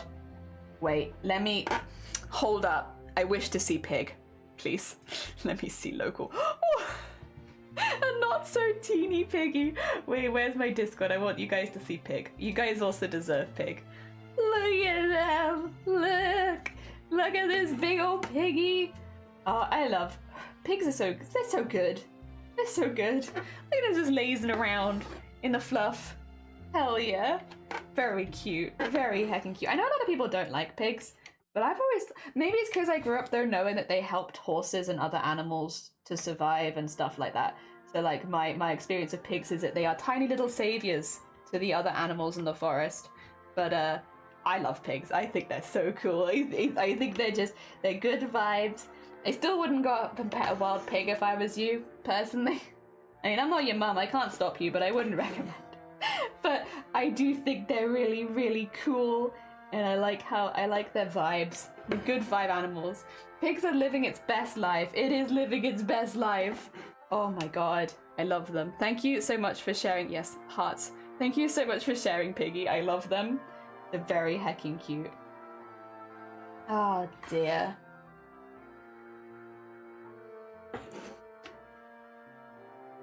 Oh. Okay. I used red paint and I'm realizing the red is very similar to the pink color. Oops.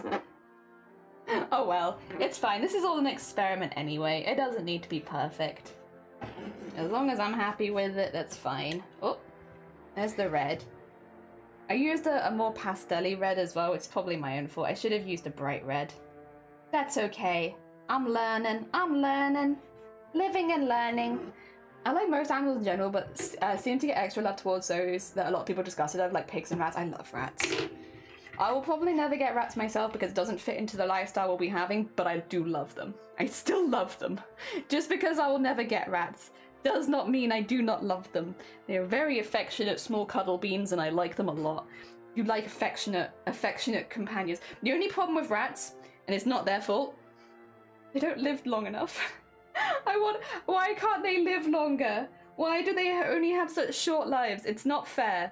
That's the one downside of rats, is they are wonderful companions, wonderful pets, lovely animals, but they don't live goddamn long enough.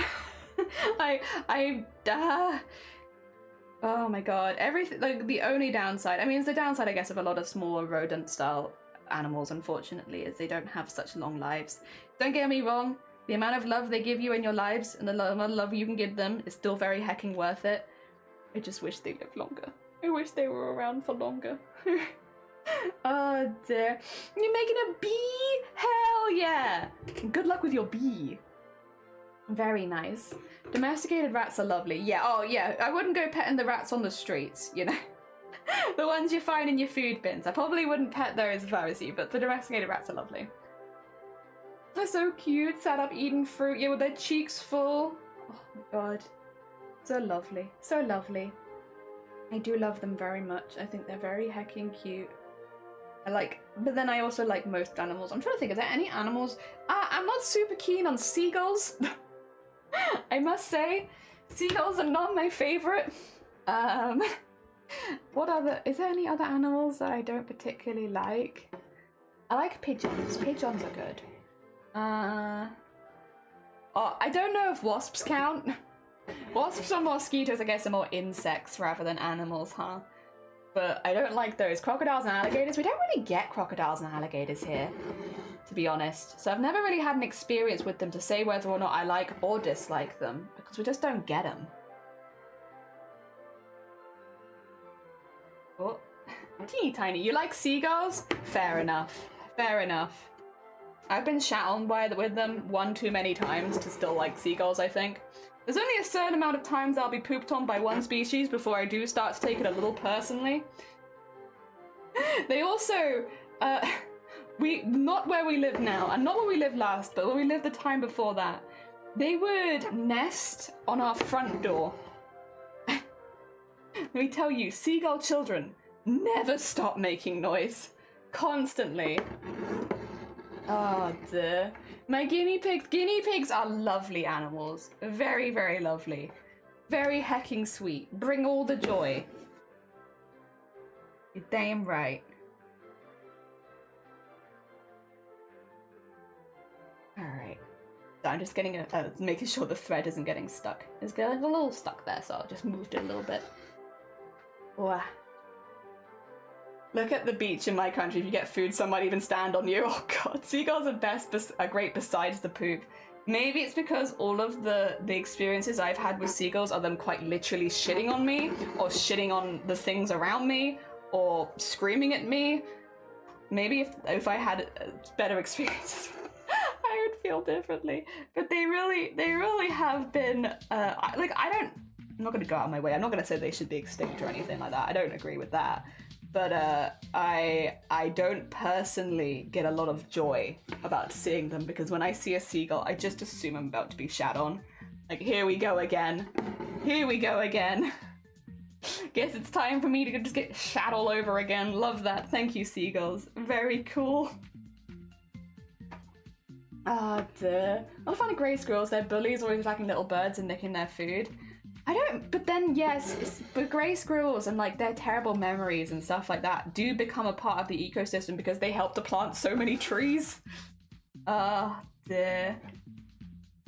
So I can't fully bring myself to hate squirrels. That being said, have you guys heard the noise a squirrel makes when it's fighting you? Have you heard that sound? The sound squirrels make where they're trying to, like, scare you away. It's terrifying. I'd never heard a squirrel make a noise until I heard them make that noise, and it was like, oh, I didn't even know you could do that. Oh dear, it's like a hissing sound almost, like a snake, but like a more high-pitched. Very, very scary. Very loud as well. You will hear it. It's not subtle. Oh dear. And my hammock bats with 2 legs and wings. That's very fair. Oh dear. Lol, one time I had a birthday at the beach and some seagulls were coming for the cake! Oh no. That's very seagull-esque behavior, to be fair. I'm just not afraid. I don't think any animals should be made except ticks. Ticks and mosquitoes, I believe. Yes, actually. Ticks and mosquitoes. But do they count as bugs or do they count? I guess we can count them in this conversation. Yeah. Finished it perfectly on my open packet of crisps and a feud was started that day. Oh dear. I'll never forget the time that my friend got shat on inside of her ear. It was gross. It really was something. Oh dear. Inside of the ear. Just the aim of these guys. It's madness. Oh dear. Ticks have to be extinct. Yeah, ticks are a pain in the ass. Mosquitoes as well. Really bad. Yeah, just generally not great. Outside of that, though, everything's pretty good. Wasps. I'd rather just have more bees. Give me more bees. Let's remove wasps. Oh, dear. But I guess these are all insects, so I don't know if they necessarily count. Oh. There we go.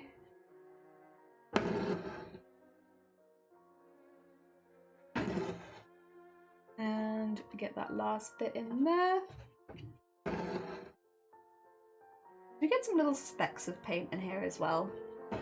Oh no. Actually, I guess if I'm outlining it, probably no, because that's going to be difficult to outline. That's okay, that's okay. I thought it was had, and then it was immediately removed. Good for the ecosystem. Are they? What do they do for the ecosystem? Oh dear. Even though they're annoying and horrible, just make wasps less aggressive. Yeah, I guess that would be like a good in-between. I don't dislike them the same way that I dislike fleas and ticks. Well, no, not so much fleas, but ticks and mosquitoes. Yeah. I guess most things have more than 4 legs. They pollinate and they kill off other bugs. Oh. Aww. Put it out there. They keep the building out of the desert. And then they act surprised when the new house of scorpion infestations and monitoring mountain lions in the neighborhood. Yeah, there is a point where it's like, this could be our fault. Did we make this choice? At least wasps and flies eat lots of things that don't want lying around. That is true. That is true. Bug control and a bit of population. Oh, pollination, not population. It's a little bit of population right there. Even millipedes, I do like millipedes. They're so slow as well most of the time. Centipedes are the speedy beans, and like, you know, they kind of do throw you off. I still quite like centipedes, to be honest, but yeah, I get why people don't. They are speedy little things. But millipedes are so they look like tiny bug trams. I love them. They're just a tiny tram. Small tram bug. Gives me good vibes. Oh dear. How they walk is weird and creepy to me, that's fair. Spiders are the best beans. I like spiders, but okay. So, I like spiders because they eat moths and mosquitoes, and that's exactly what I need them to do. Please keep eating any moths you come across and any mosquitoes. Thank you, you're doing a wonderful job. The one thing about spiders that I must say that I do not really find with other bugs is they have a weird talent for getting into places that you just don't think they should be and you don't expect to find them. And I will use the example again of a couple weeks ago when a spider crawled out of our kettle. Like, what are you doing in there? How did that happen? How long have you been in there for? What's going on? And like, I don't mind spiders, but I do find it quite uncomfortable to watch them just do stuff like that. Like, what are you doing? Get out of there. You're not going to find any flies inside of my kettle. Get out of my kettle. But generally, I would say that I am in favor of spiders because, yes, they do kill the bugs. Did I once say the wasp in the first grade? Once say another thing, there was a tree that climbed. The wasp was very chill, to put him on the sleeve and to climb back on its own. Nice! They're like a little bug bendy bus. They are. They're little bug bendy bus. They're so slow as well. They're always behind schedule, just like the buses. Used to collect worms as a kid. My parents always told me worms were really good for the soil, so like if you saw worms, you'd put them in with your vegetables so that they move the soil around and stuff. Maggie, welcome on the YouTube. I hope you're doing well. I hope work's going well. Give them names and put them on my swing. Just wanted some tea. But in the kettle, you don't even get tea in the kettle. All you get in the kettle is hot water. The kettle must have been warm. Maybe. Because yeah, I like opened the lid to go put more water in and a spider just went... I was like, what are you doing? Like, again, I don't think that I don't have like a fear of spiders or anything like that, but that did make me hecking jump. What are you doing? Once I got stung by 12 earth wasps and got so sick when I had to call an ambulance. I needed to sleep at the hospital one night for observation.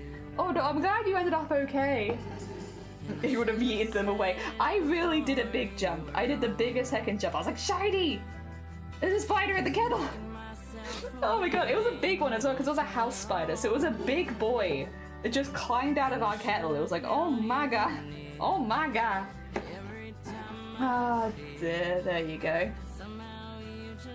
Put them in your vegetable. Oh, like the the vegetable garden, not in my salad. Good sir, the kettle is no place for a web. Yeah, what are you doing? You're not gonna find any flies in there. That's our kettle. I hate food this eat the crap and the sun, they shit out the good stuff, and they turn the soil. They basically are little fertilizers. They're good stuff. So yeah, my parents taught me that if you see worms, put them in your garden. They're good for things. So that's what I do. I put them in the garden. Good, a lunch break. Oh, I hope you have a nice lunch break. We've been slowly but surely chipping away at this. It is a slow process, but I'm having a good time. Capture spiders' webs in between and then sells them. That's really cool. I mean, I think spider webs can be very, very beautiful as well. Like, you know, I think a lot of us have seen photography of spider webs with like dew on them, like little droplets of water, and they're just like suspended in the air, and they look like little jewels, and it's just very pretty. Spider webs on a cool, frosty day look really, really pretty. Like they're very aesthetic. They're very aesthetically pleasing. I do understand why people don't like spiders. I'm not saying any of this to shame anyone with arachnophobia, to be clear. I think especially if you grew up with a family that's like maybe not the most good with bugs, there is like a fair chance that you'll just get some kind of bug phobia. It's like a hereditary phobia kind of thing. But yeah, no. And I also understand that in a lot of countries there needs to be like a safe respect around spiders. Like in the UK, we don't really have anything that's going to be getting into your house that's particularly dangerous. But obviously in other countries, that's not the case. And you have to be careful, and you have to have knowledge around spiders to make sure that you've not got anything dangerous in your home.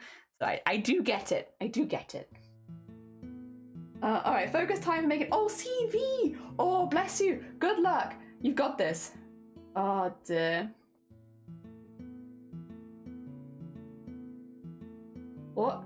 Wait a minute. Prospects, those are very pretty. Yeah, they are. Look, sometimes like the grass is full of spiders, but it's actually a type of fungus mushroom that mimics a web. Ah! When growing up, if everyone around you freaks out around bugs, then you naturally will too, yeah. Like, because we grew up like more farmer-ish, bugs are like a useful thing. We don't mind spiders, we don't mind worms, we don't mind all of that. It's just normal, they're just there. But yeah, obviously if you grow up in a home where every time someone sees a spider, someone's screaming, like, you're more likely to have a phobia of that too. And again, in certain countries, it is important. Arachnophobia does make sense from an evolutionary perspective. Exactly, yeah. Like, I'm not here to shame anyone who has arachnophobia. And I don't want this bug conversation to come across as us being like, oh, you have a phobia of bugs? That's so stupid. Like, no. No. There's a lot of very fair reasons that people do have phobias of bugs. Oh, dear. There we go. I got my fear when I was little, and a child of mine, as a whole family freaked out over spiders, and now you're stuck with it too, yeah. It's like sad when stuff like that happens, but it's not your fault. Nor is it their fault. It's just how it is, isn't it? Just one of those things. It's nobody's fault. It's just a shame that it ends up like that sometimes. Go. Okay. Bing, bong, bong, bong, bong. All right, I'm about to do something in a second. Anyone with any thread working experience, gold work, embroidery, you might be able to give me a little bit of direction if you fancy. You don't have to. You know, if you want to just chill and relax, you're all good too. We'll stumble through. But I'm thinking to use a silver thread to outline all of this, right? And in this packet, I did spot a silver thread that I was kind of interested in trying, which is...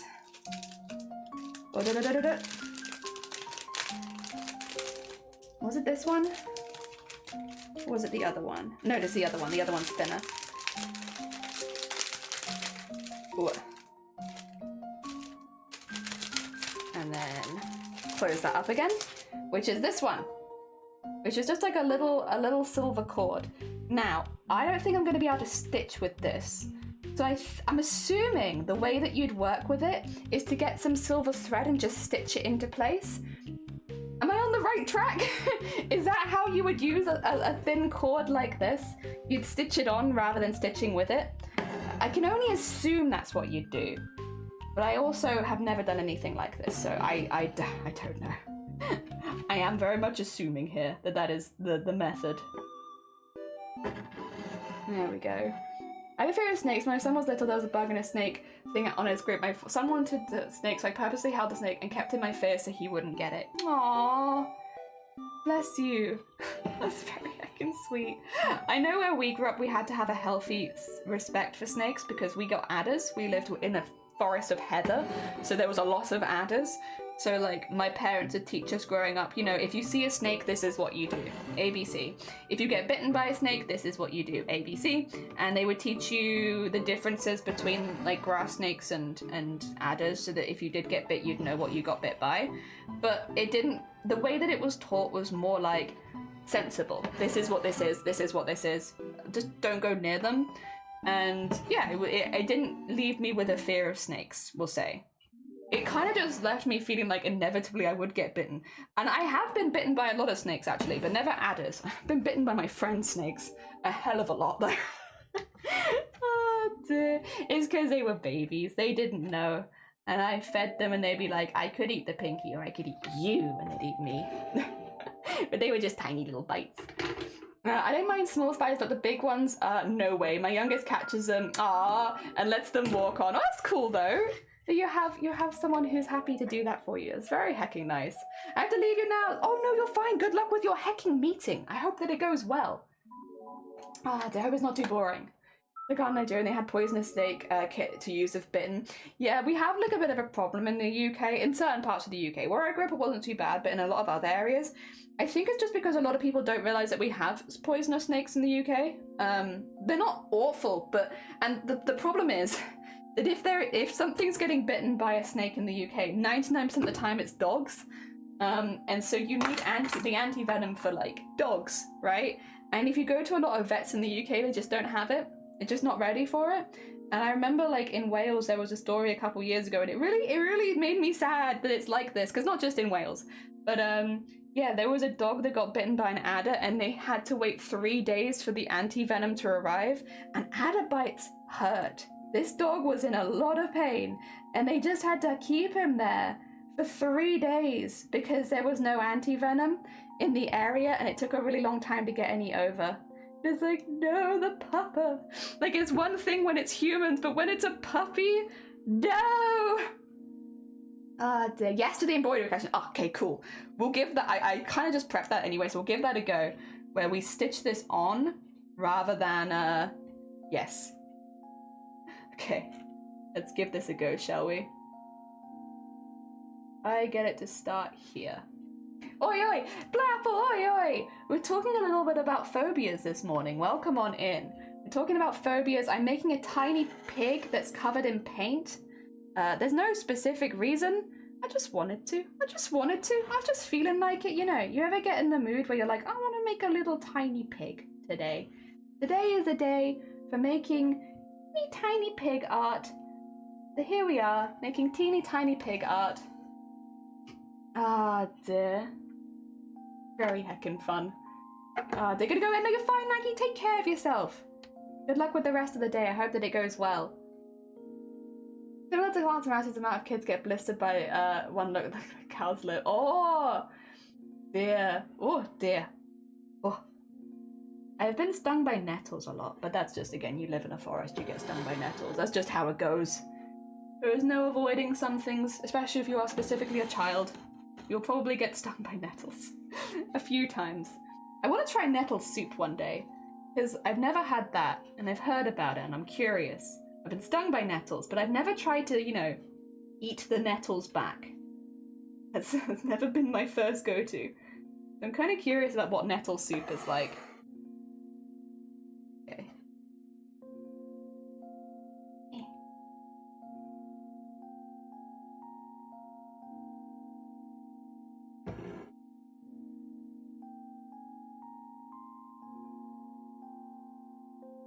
Nice. Okay, we're gonna keep doing this then. Hopefully this works. Suncoin covered my phobia last night. Oh, did they? Oh, what a weird coincidence. I guess I was lurking in that stream. Maybe I have overheard and now adopted.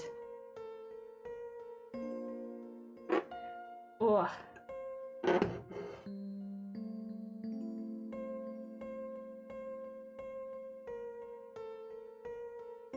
There we go. Hee. A little shiny. Oh, dear.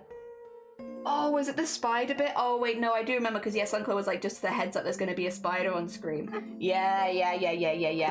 I remember. It's because spiders are not my phobia, so I forget. Yes.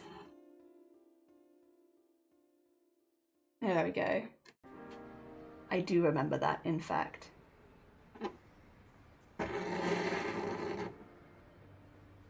There we go.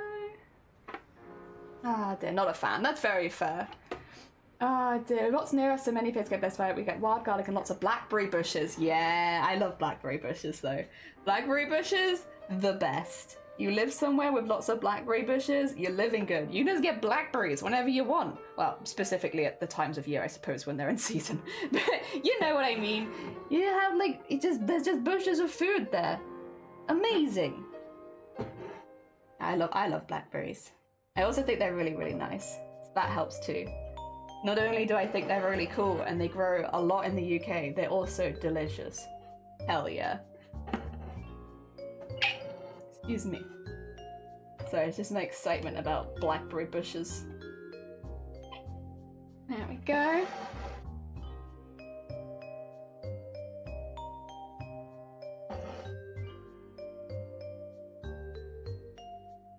Now what do I do? I've got myself into a position where I'm stuck. What do I do now? Let's see. Let's try and use big brain this Monday. What would I do now if I felt stuck? What would I do? I would maybe trim this bit and use a new piece. Yes, a rainbow, true. Because lots of people allotments and they gave us eggs and rhubarb, nice! Sometimes gardening saying that, oh, let them see everything grow. Hecking lovely. Alright, cut that off. Can I use a big needle and like sew this through a bit? Or is that just like a don't do that? Terrible idea, Jelly, what are you thinking? Okay, no, I'm gonna try it. You know what, we're experimenting. What's the point of experimenting if you don't actually experiment, you know? If you don't actually try something new. Nah. I'm gonna try and thread this. Methinks it's probably not a good idea. But I gotta learn. I think I need a bigger needle. Is this the good big one? I think this is the good big one. I have a good big one and a not good big one. Very good. It was nice having blackberry plants as a kid. You know what else really good that gives a lot? Oranges. We never had an orange tree. Not against it. Listen, I'm not gonna complain. What I need is like a neighbor with an orange tree. Because I don't even know if I'd know how to like, I guess go about growing one of those? I don't know. Not something I have a whole lot of experience with. Okay, we're doing... We've got 2 threads going at once now. This is definitely not going to get confusing. I'm going to give it a try.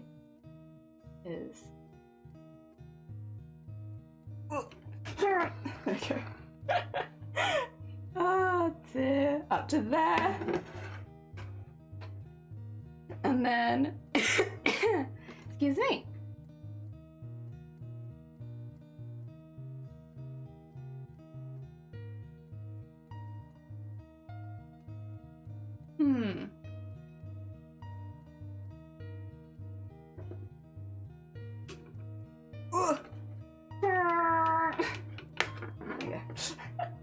There's gonna be a lot of grunting, I think, with this bit. Oh dear. This is hard to stitch through. So I see why you wouldn't do it. That being said, like I said, we're here to experiment, so We're doing it. We're doing the thing, even though this isn't what you're meant to do. We're doing it for the sake of experimentation. Yeah. Ow. There goes my shoulder. I don't know if you could hear that click just then, but I definitely did.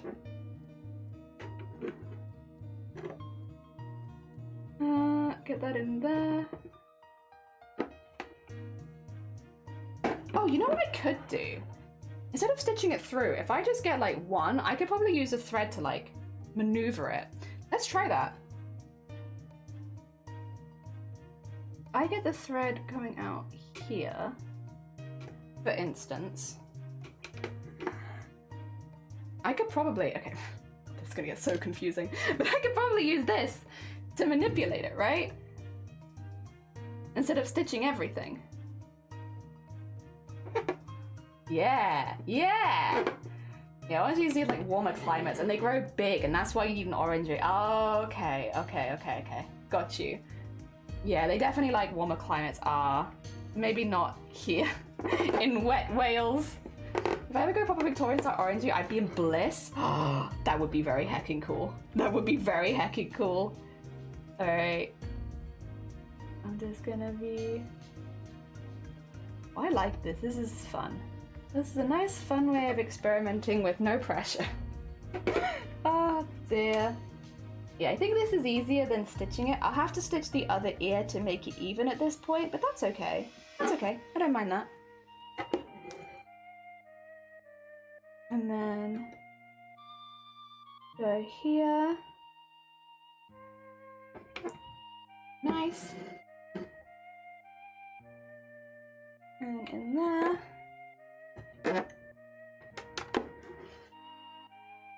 And then over here.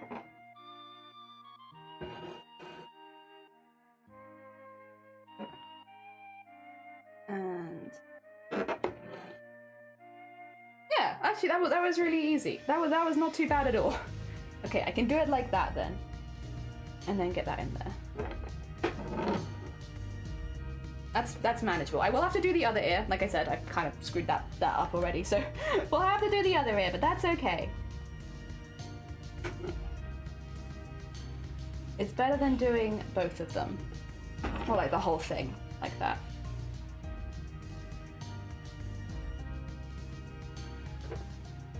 There we go.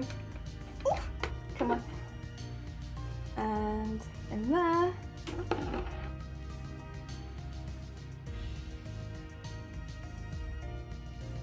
And then do a nice long stitch there. Nice. I got Wallace and Gromit, that kind of one. I can't picture the one from Wallace and Gromit. I'd have to go back and look. To be fair, it's been a very long time since I watched Wallace and Gromit. I did watch it like when I was younger. Been a heckin' time. Okay. In the Curse of the Were-Rabbit. Oh, I actually... So I've watched very, very few films in cinema, obviously because flashing lights is a problem. But I actually have watched Wallace and Gromit Curse of the Were-Rabbit. I watched that one in cinemas. Yeah. Like one of the few films I actually watched in cinema. And I very much enjoyed it. I can't remember, but I would have gone for one of my birthdays, I think. Yeah. Then it made it the speed of stitching sorry, my speaking is awful today. It is the speed those stitching counters come along with. Hey! Hell yeah!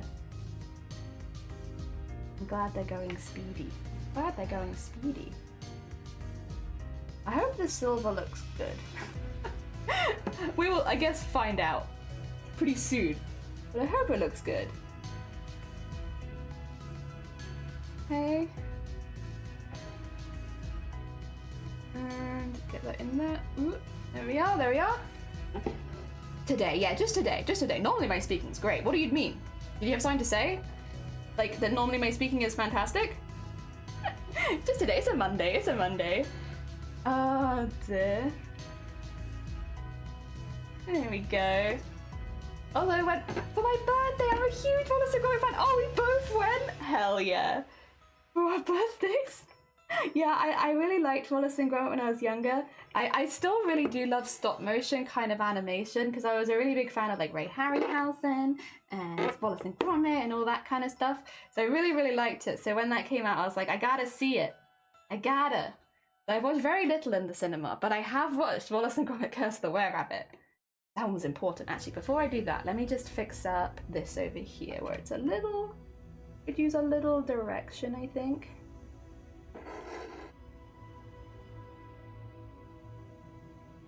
Okay, just like that. Get that in there, and then do the same thing with this one. Get a little direction in there. There you go. Oh, yeah. Let's not knot the thread. Honestly, come on. You're the thread that's meant to be good. Don't be knotting all over the place. Very bad. Get that in there. There. And then get this one into here. Nice. Okay, now we can keep going. There is an order that I am making up for these things. Ooh, there we go. Okay, I do need an eye, and I do need the nostrils. So I think we're gonna... Oh! No knotting for you either. Very bad. Hello! Cheese Gromit! They're also great for rewatching as I hide so many witty details in the background you'd never notice the first time around. True! I'm not good at rewatching things, to be fair, but I wouldn't be surprised. Yeah, Wallace and Gromit feels like one of those ones where you could watch it many, many times and still see new things. Which is really cool. Love a good bit of rewatchability. Okay, oh. Will you stop trying to knot every single stitch? What's that about, huh? Why are you trying to knot constantly? And then...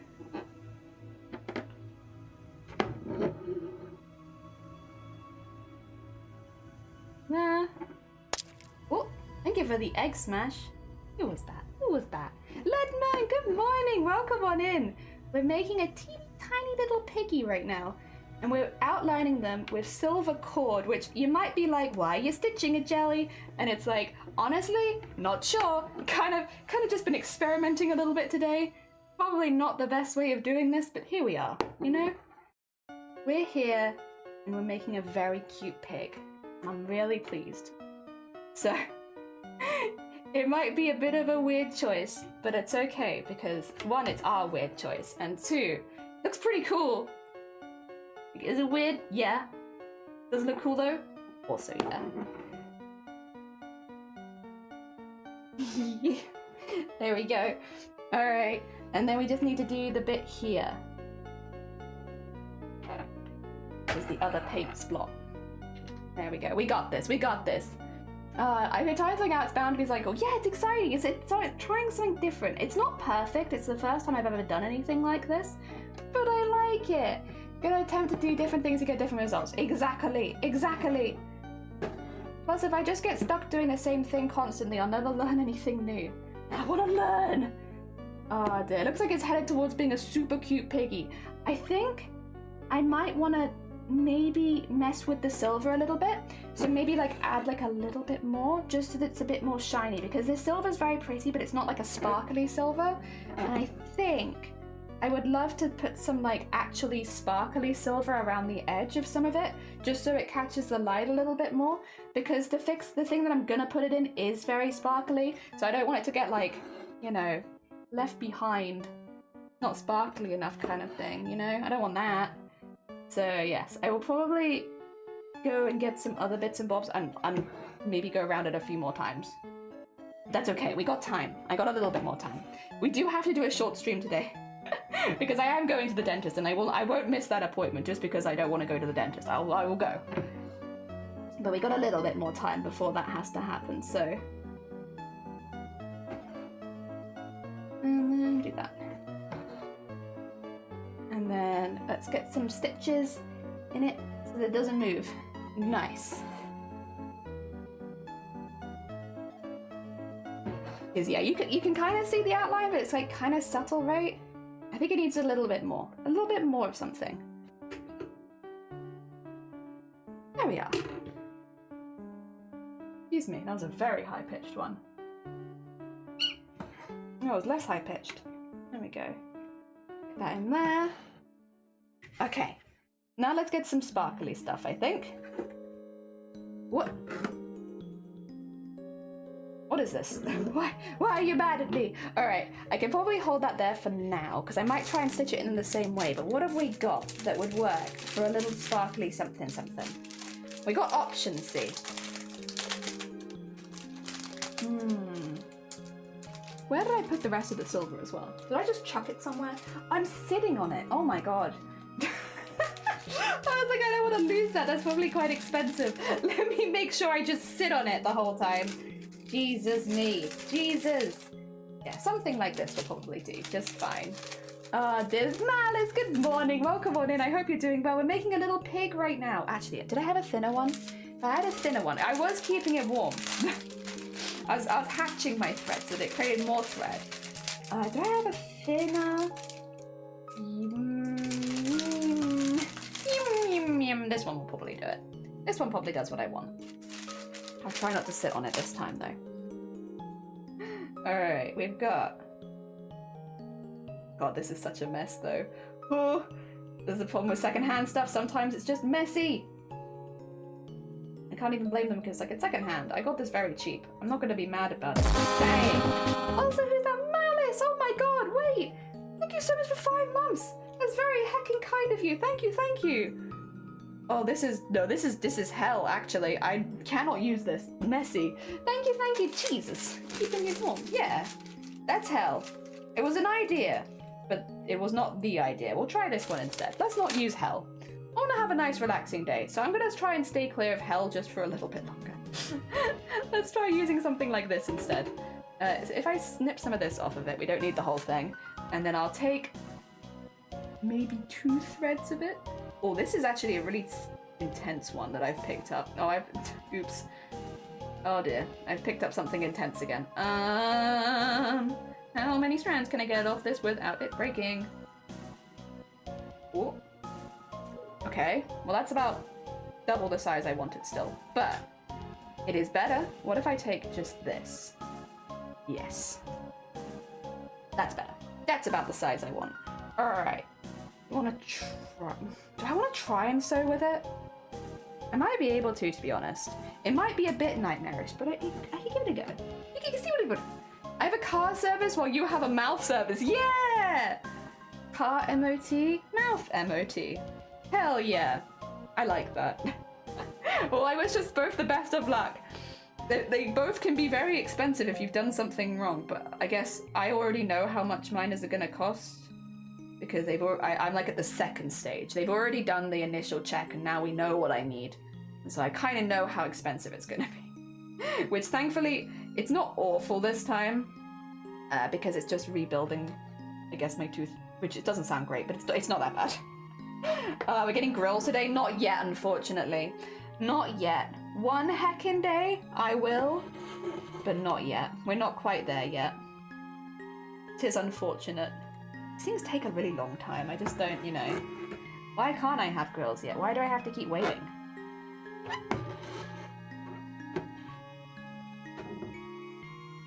Okay. You're already trying to be a bit of a heck, huh? I see you. I see what you're doing here. Stop that. I'm just trying to add some sparkle to it because, don't get me wrong, the silver's fine, but it's just not quite as sparkly as I want it to be. I'm adding some little specks of sparkle in there.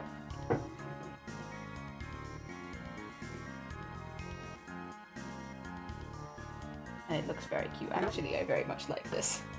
Yeah, get it a little bit sparklier and I think it'll be perfect. For what? Who knows? For whatever I decide to use this pig on. Maybe I'll turn them into a little keychain and then I'll have a little piggy keychain. That'd be cute.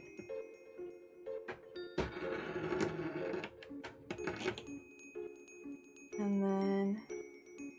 what in there? What? What? Ah. Ah. Okay. I do want to get some around the eyes, but I'm very afraid of the eyes. Because I really don't want to mess them up.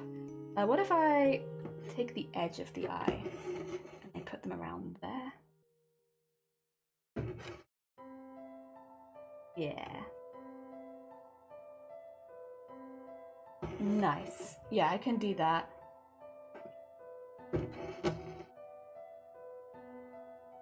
How much is the sparkle showing up to you? Is this gonna be another one of those things where I work on something for like an hour and then you guys are like, yep, looks no different.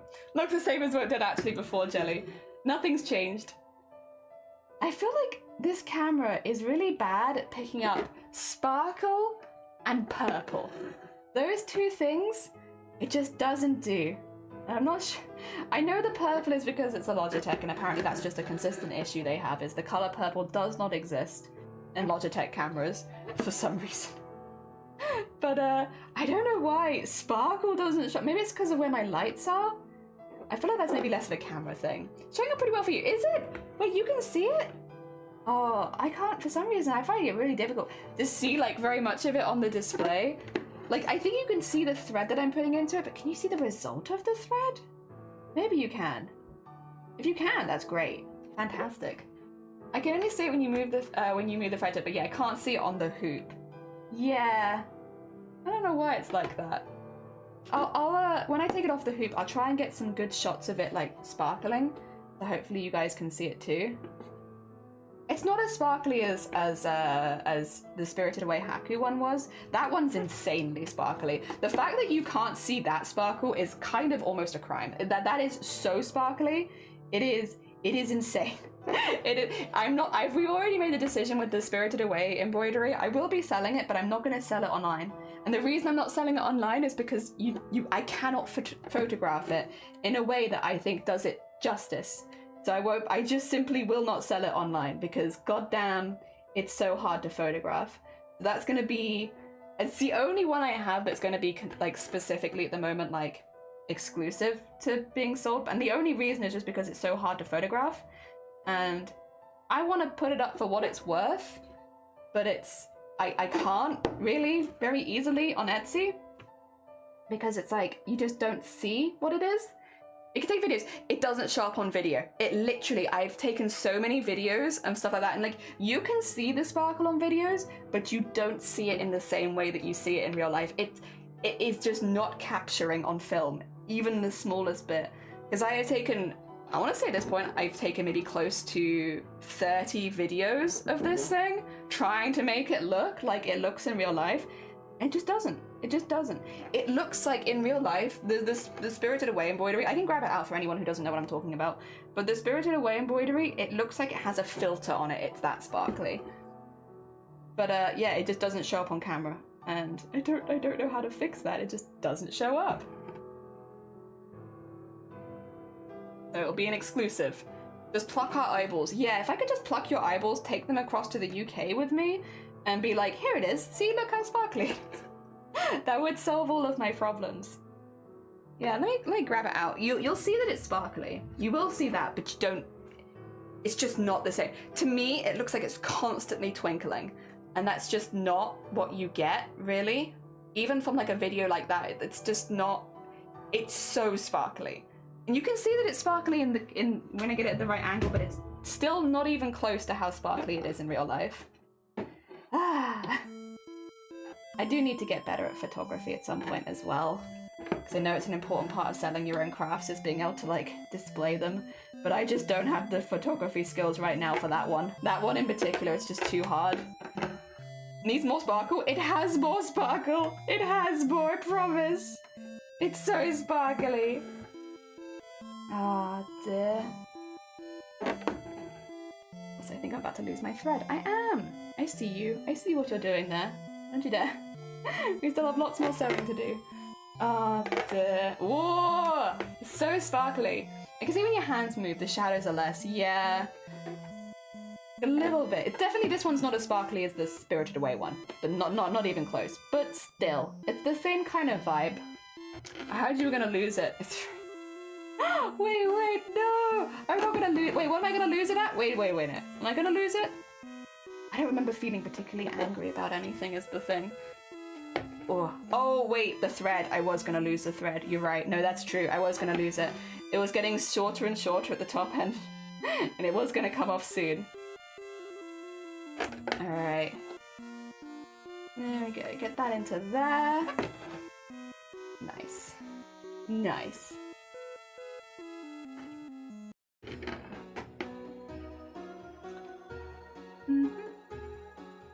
That in there. And then a little bit shiny on that too. And then I think it's quite simple, but I think it would be done then. I just have to find, well, I say we're done, we're not done, but the embroidery bit is done. The affixing it to a 10p piece and then putting in the hoop, that's not done yet. The rest of it is looking pretty good. All right, let's whoomp, and then whoomp, and then we'll tie that off on the back and start prepping it. Start prepping it for other things. Let's go. Get that, put it back into there. Oh dear. Okay, cool. Bonk.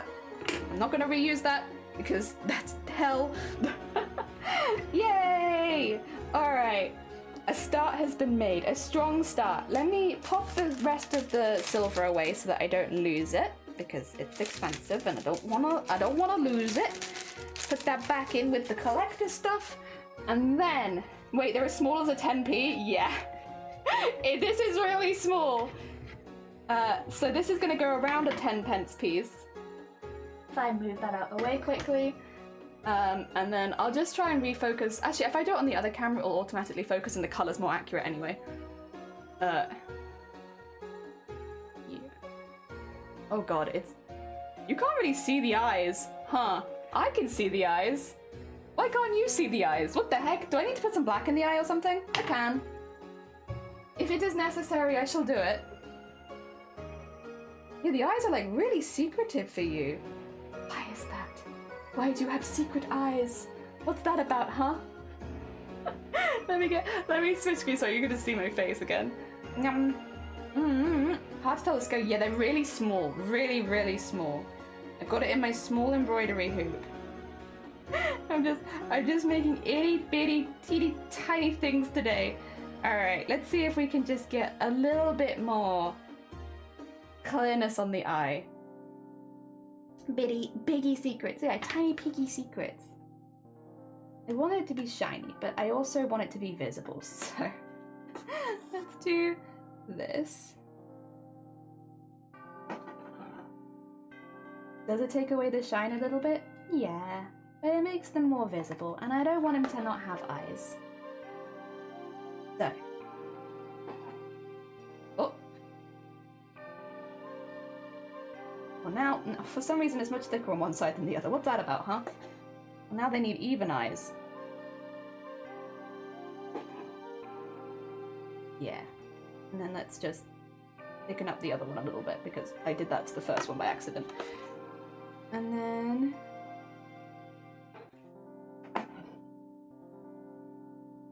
there you go. Now you can see his eyes a little bit better. Yeah, they were getting a little lost, unfortunately. I could maybe put some silver over the... oh, nah. Nah, actually, nah. I don't think so. I think it's at a scale where that's just fine. Alright. Time to take it out of the hoop. And then I'll try and refix this so that it looks good at the table again, because this is a bit further away. Nope.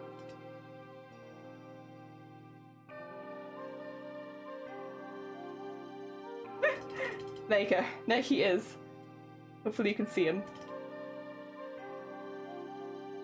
There. Nice. Okay. We got him. We got him. Yeah, this is where I want to put him. I want to put him in here. And this is a 10p, which I have cleaned. It's a very, very clean 10p. Very shiny. Look how shiny this 10p is. Oh my god. Oh my god. So shiny. Such a shiny 10p. Cutie, good morning. Welcome on in. I hope you're doing well. We're making a teeny tiny thing. So the plan is, basically, we're going to need to cut it a lot smaller, but we will get this piggy around this 10p piece. And then once he's around the 10p piece, he can go in here. There is a logic here. He's just a little bit. Can you show it close to the camera? Not this camera. I can only show it close to this camera because the focus will change. But will he focus? He's very small. Very, very small. He's a teeny tiny bean. All right. What we need to do then is, on this side, kind of draw around where we want it to be. And I'm thinking about here. 2 seconds. There you go. Sorry, you can't see this, but I need to be able to see this quite close. So I have to sacrifice your viewing experience so that I can get it accurate. I'm sorry. It do be like that sometimes. There you go.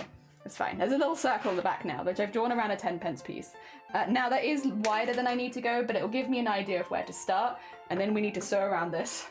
Oh, actually, no, I need to first of all cut around this because I have way too much fabric right now. Let's cut it to about here. There we go.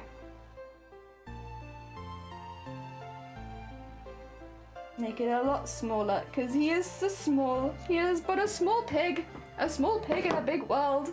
I love him. If you're gonna try silk embroidery, it's a really fun one. Hell yeah. Dilsa, alright, good morning, welcome on in. Alright, I can trim all these bits off as well. They're very cool, but I don't actually need them. This one, okay. There we go, trim all that off. Alright, I kind of just need any color at all. I could probably just use cream since it... Oh, actually, let me use silver, because I have that here. It kind of is not so far off. I'll give that a go. I just need a color that I can use, because then I'm going to stitch the heck out of it. So many stitches. Oh, sorry. Other camera that I'm not using today. Sorry. My bad. Alright. Okay. We need that. Bring the 10p in. Okay, so go around this and go most of the way in, but not the whole way in there, like that'll do. And then just slowly make my way roughly around the edge, and then I'm going to pull it tight afterwards with the 10p inside. And then we're going to do loads of stitches to make it as flat as possible. That's the plan. Bear in mind, never done this before. I have seen videos of people doing similar stuff, but I have never done it myself. So there'll probably be some trial and error here. It might not be perfect the first time, and that's okay. In fact, if anything, it's probably better if it's not perfect the first time, because once it's perfect, I'll probably look at ending stream, you know? It's only a very short stream today, so if it's not perfect the first time, it's probably a good thing. Because how long have I been going for? Not very long, right? Yeah, like 2 hours. Oh dear. There we are. I just wanted to have a fun little stream today. Tomorrow, we're probably going to go back to doing cosplay again and just do like a... But today, because we had to do a short stream anyway, it seemed like a good opportunity to try something a little silly and fun. Alright, let's actually really quickly, before I do need... So I'm going to give you anxiety by trimming so close to the thread, but let me just trim a little bit more of this off. It's a bit uneven. There we go. Nice. A little teeny tiny bit more of that off. There we go. And then... Nice. And then put the 10p in there. Quick. Add currency. There you go. And then... Okay, he needs to be... Move him up a little bit. There we go. Like that. Okay. Look. He's gonna be a little pig. He's a little pig in a big world. Alright, and then if I shuffle that over a little bit more, and then what I can start doing is start flattening all this, which will involve grabbing the thread, sewing it through here, pulling it tight, and then going through the other side, and doing the same thing, and then just slowly working my way around until it's all really pulled tight. There we go, like that. And then... Probably should have cut more off at the back, to be honest, but that's okay. Like I said, learning experience. We're learning. We're learning. It's probably not meant to be perfect the first time. Whoop. And then, what, did I pull him too far on that side? I might have. Need him still be central. Like, he's so small. He's such a small little guy. Oh my god. Alright, get that in there, and then do like a little stitch here, and then do a little stitch. I'm gonna do a couple here. Feels a little loose. There we are. Do a little stitch here, and then do a little stitch here, and then keep making my way around. I don't think it's going to be as flat as I want it because I've kind of just gone really hard on like not cutting away that much on the back. That's okay though. I feel like out of all the mistakes to learn, I'm kind of okay with that. That one is a good first mistake to have because I very much know how to fix it. There. And then get that in there. Pull it nice and tight. In there. What? What? And then this one. And then I think we've nearly got the whole way around. Yeah, we're getting pretty close. Yeah, actually maybe even using a thread that's even further away would be good, because then I could see more where I'd been. But, okay. That's pretty good. Okay, let me just, there's like a bit here that's kind of sticking out, which I see. I think needs to go in and pull over to the opposite side, which is over here. Yeah, that's pretty good. It's pretty circular. That's pretty circular, and I think if I was to put it in there, yeah, it fits pretty well. There we go. Oh my god, that was so much easier than I thought it would be! Yay! Oh dear. I feel like... Sorry, I'm like thinking of like things that I could do this with. I wanted to add like little custom bits like buttons and such to cosplayers. Oh my god. Hell yeah. That'd be so easy. That was so easy. That was so much easier than I thought it was gonna be. And then I'll have to use some glue or something to stick him in there. But he fits in there pretty well. I think I would maybe even, if I just, I make it a little looser because I kind of want there to be a little pooch to it. Can I get a little pooch? Maybe not. Maybe it's too late for that. Maybe it's too late for pooch. I love it. I love it. It's just, I'm not gonna glue it in right now because I actually need to go buy some. I need to go buy some good glue at some point. But it would just be a little pig, and then oh, hell yeah! That was so easy as well. Jesus, he is very small. I don't know how. How could I tell you how small he is? He's very small. He's very much a little guy. He's falling out as well because I'm not sucking in. Oh dear, a paint-covered chicken next. Just do like the whole farm. Oh dear, ew cosplay, ew. Oh dear, it'd be a good thing to sell. I don't know if I can sell him. I'm attached. I've grown attached to him. Oh dear. He's too cute. No problem. Make mini goblins. Oh, that'd be cute. Little tiny goblins. That being said, how would I do this? If I was legitimately thinking to sell them, to be clear, I probably would make ones ready to minimize down, but I don't think I'd make them like this. I think I'd have to change a few things at the very least. Because one, I like him, but he is quite chunky. I think he'd need to be smaller. Two, there's no real protective covering on him because he's thread, right? Like again, it's for me. I made this for me, so it doesn't matter. But because there's no protection over the top of him, I feel like he'd get damaged very quickly. Like, there's nothing to stop the threads getting caught on stuff. There's nothing to stop, like, if something got spilt on him, he would just be ruined forever. Like, there's no protection.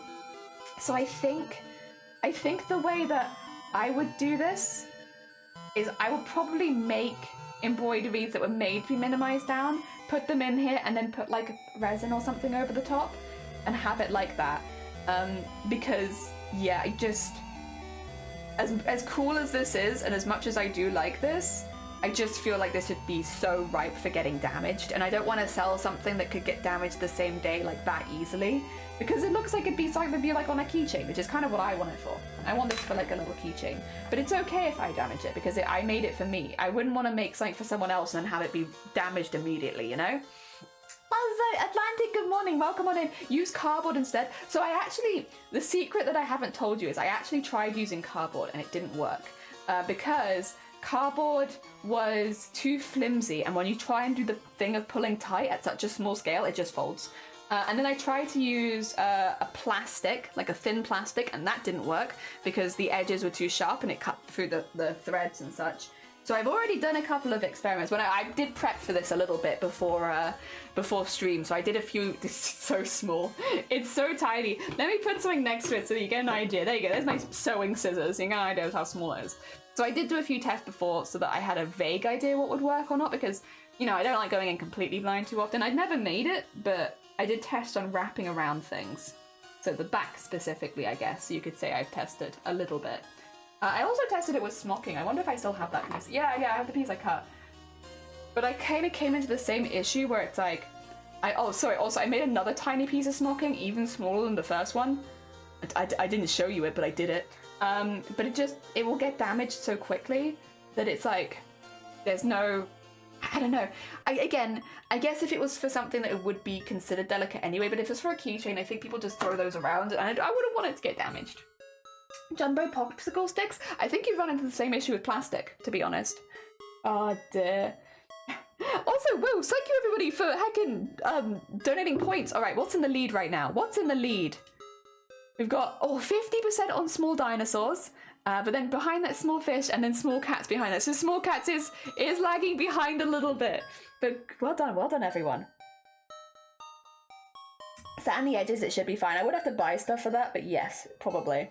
But then why would I go, like, okay, so the thought process is, jumbo popsicle sticks are not that much thinner than 10 pence, and I'm only doing this for funsies. I would just use 10 pence rather than buying all the equipment, you know? Oh dear. That's in my particular case though, just with the equipment that I have. I just don't use that stuff very often. I got commissioned to repair a board game box, but what I was given to repair is cardboard garbage, and I'm like, I can make one that's worthy of being an heirloom. I understand the sentimental value though, yeah. Old board games, like things you play with family when you're younger, have a lot of value for a lot of people, so I do get it, but if I'm gonna repair it, I'm gonna make it better. Or good luck, I hope that it goes well. Oh dear, little blobby dinos. Blobby dinos is in fact in the lead. Yeah, it's interesting. I have thoughts about this. It was a good experiment because it's made me think. Good experiments make you think, and this has definitely made me think a little bit about what other things I could do. I think this is a method for making buttons is really good. Like I could definitely see myself making some buttons for the collector, because I probably will have some zips on him somewhere, because I personally find zips easier to do. You know, I don't always have the best vision. Buttons are kind of hard. But if I wanted to make little custom buttons, like this was very easy. I definitely could. I'm not going to make little pigs, unfortunately, because I don't think that would really suit the collector, but it's definitely something I could do. I also do like the heft to it. The heft to it's very nice, very satisfying. It's a satisfying little hefty bean. I like him. Oh dear. But yeah, if I wanted to make them more on a mass-produced level, I think it'd have to be... I wouldn't feel comfortable not having them covered, to be honest, just because I think they'll get damaged. So I'd probably have to make a piece of art and then cover it, or find a way of covering it, I think.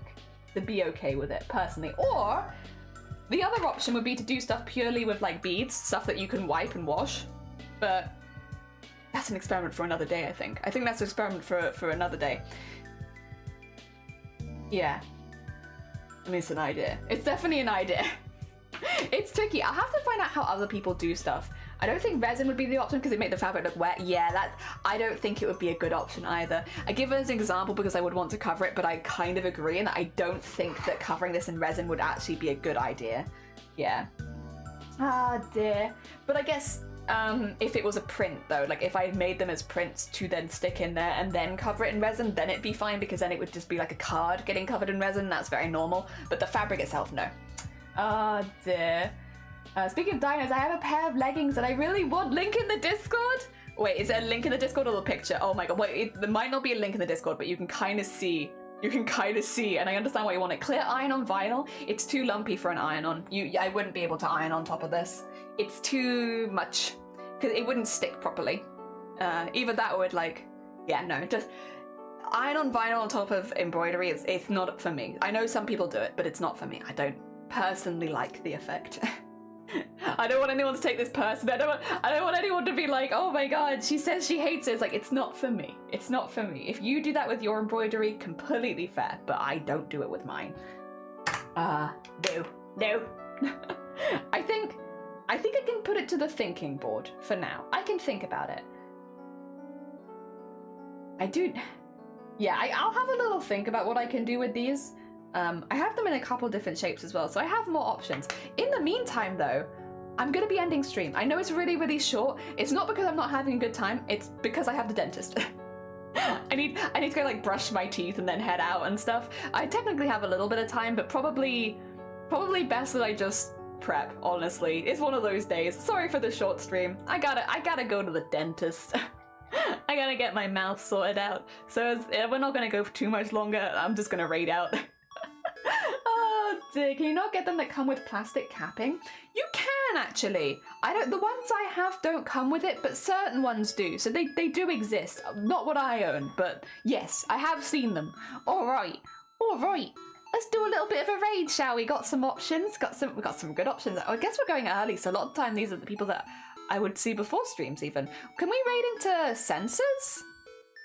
Yeah, we can raid into Senses. Senses is, oh my god. Okay, so Senses is doing some art right now. It is so detailed and stunning. Oh my god. You guys, a lot of you like dragons, right? You're gonna like this. You're gonna like this. Let me just I need to get my Twitch set up, sorry. I can't do it in restream and I don't like watching my own streams. I'm just gonna have to quickly get that up. There we go. We're gonna be going in, and I know a lot of you like dragons, so I think a lot of you are gonna like this. In case any of you get left behind, by the way, we are going to Census Taker, just because I know sometimes people do still get left behind. That is where we're going today. Again, apologies for the short stream. It's nothing that's happened on stream. I just have to go to the dentist. Nothing is wrong. I just must sort myself out. I must sort out my teeth. Though, thank you for keeping me company. Tomorrow we'll do a longer one. We're just going to do a cosplay stream tomorrow, so we're going to get the rest of the sequin strips done. We're going to do some bits with the embroidery at the edges, because I've been working more on getting edges ready for that. So we've got a lot of stuff to do tomorrow. So tomorrow is just going to be an extra long embroidery stream, so that we don't miss out completely. Yes to dragons. We have a community here that's very much into dragons. Now I think it might not technically be a dragon. I think it just might be a big old lizard. But you know, lizards, dragons, basically the same thing. You know, lizards are just dragons that are hiding their wings. They're basically the same. So we're going to be raiding into Senses. Have a lovely, lovely rest of your day, everyone. Take care, and I'll see you tomorrow. See you soon. Bye-bye. And if you're on the YouTube, thank you so much for helping me get my YouTube watch hours up. I really appreciate it. Take care, everyone.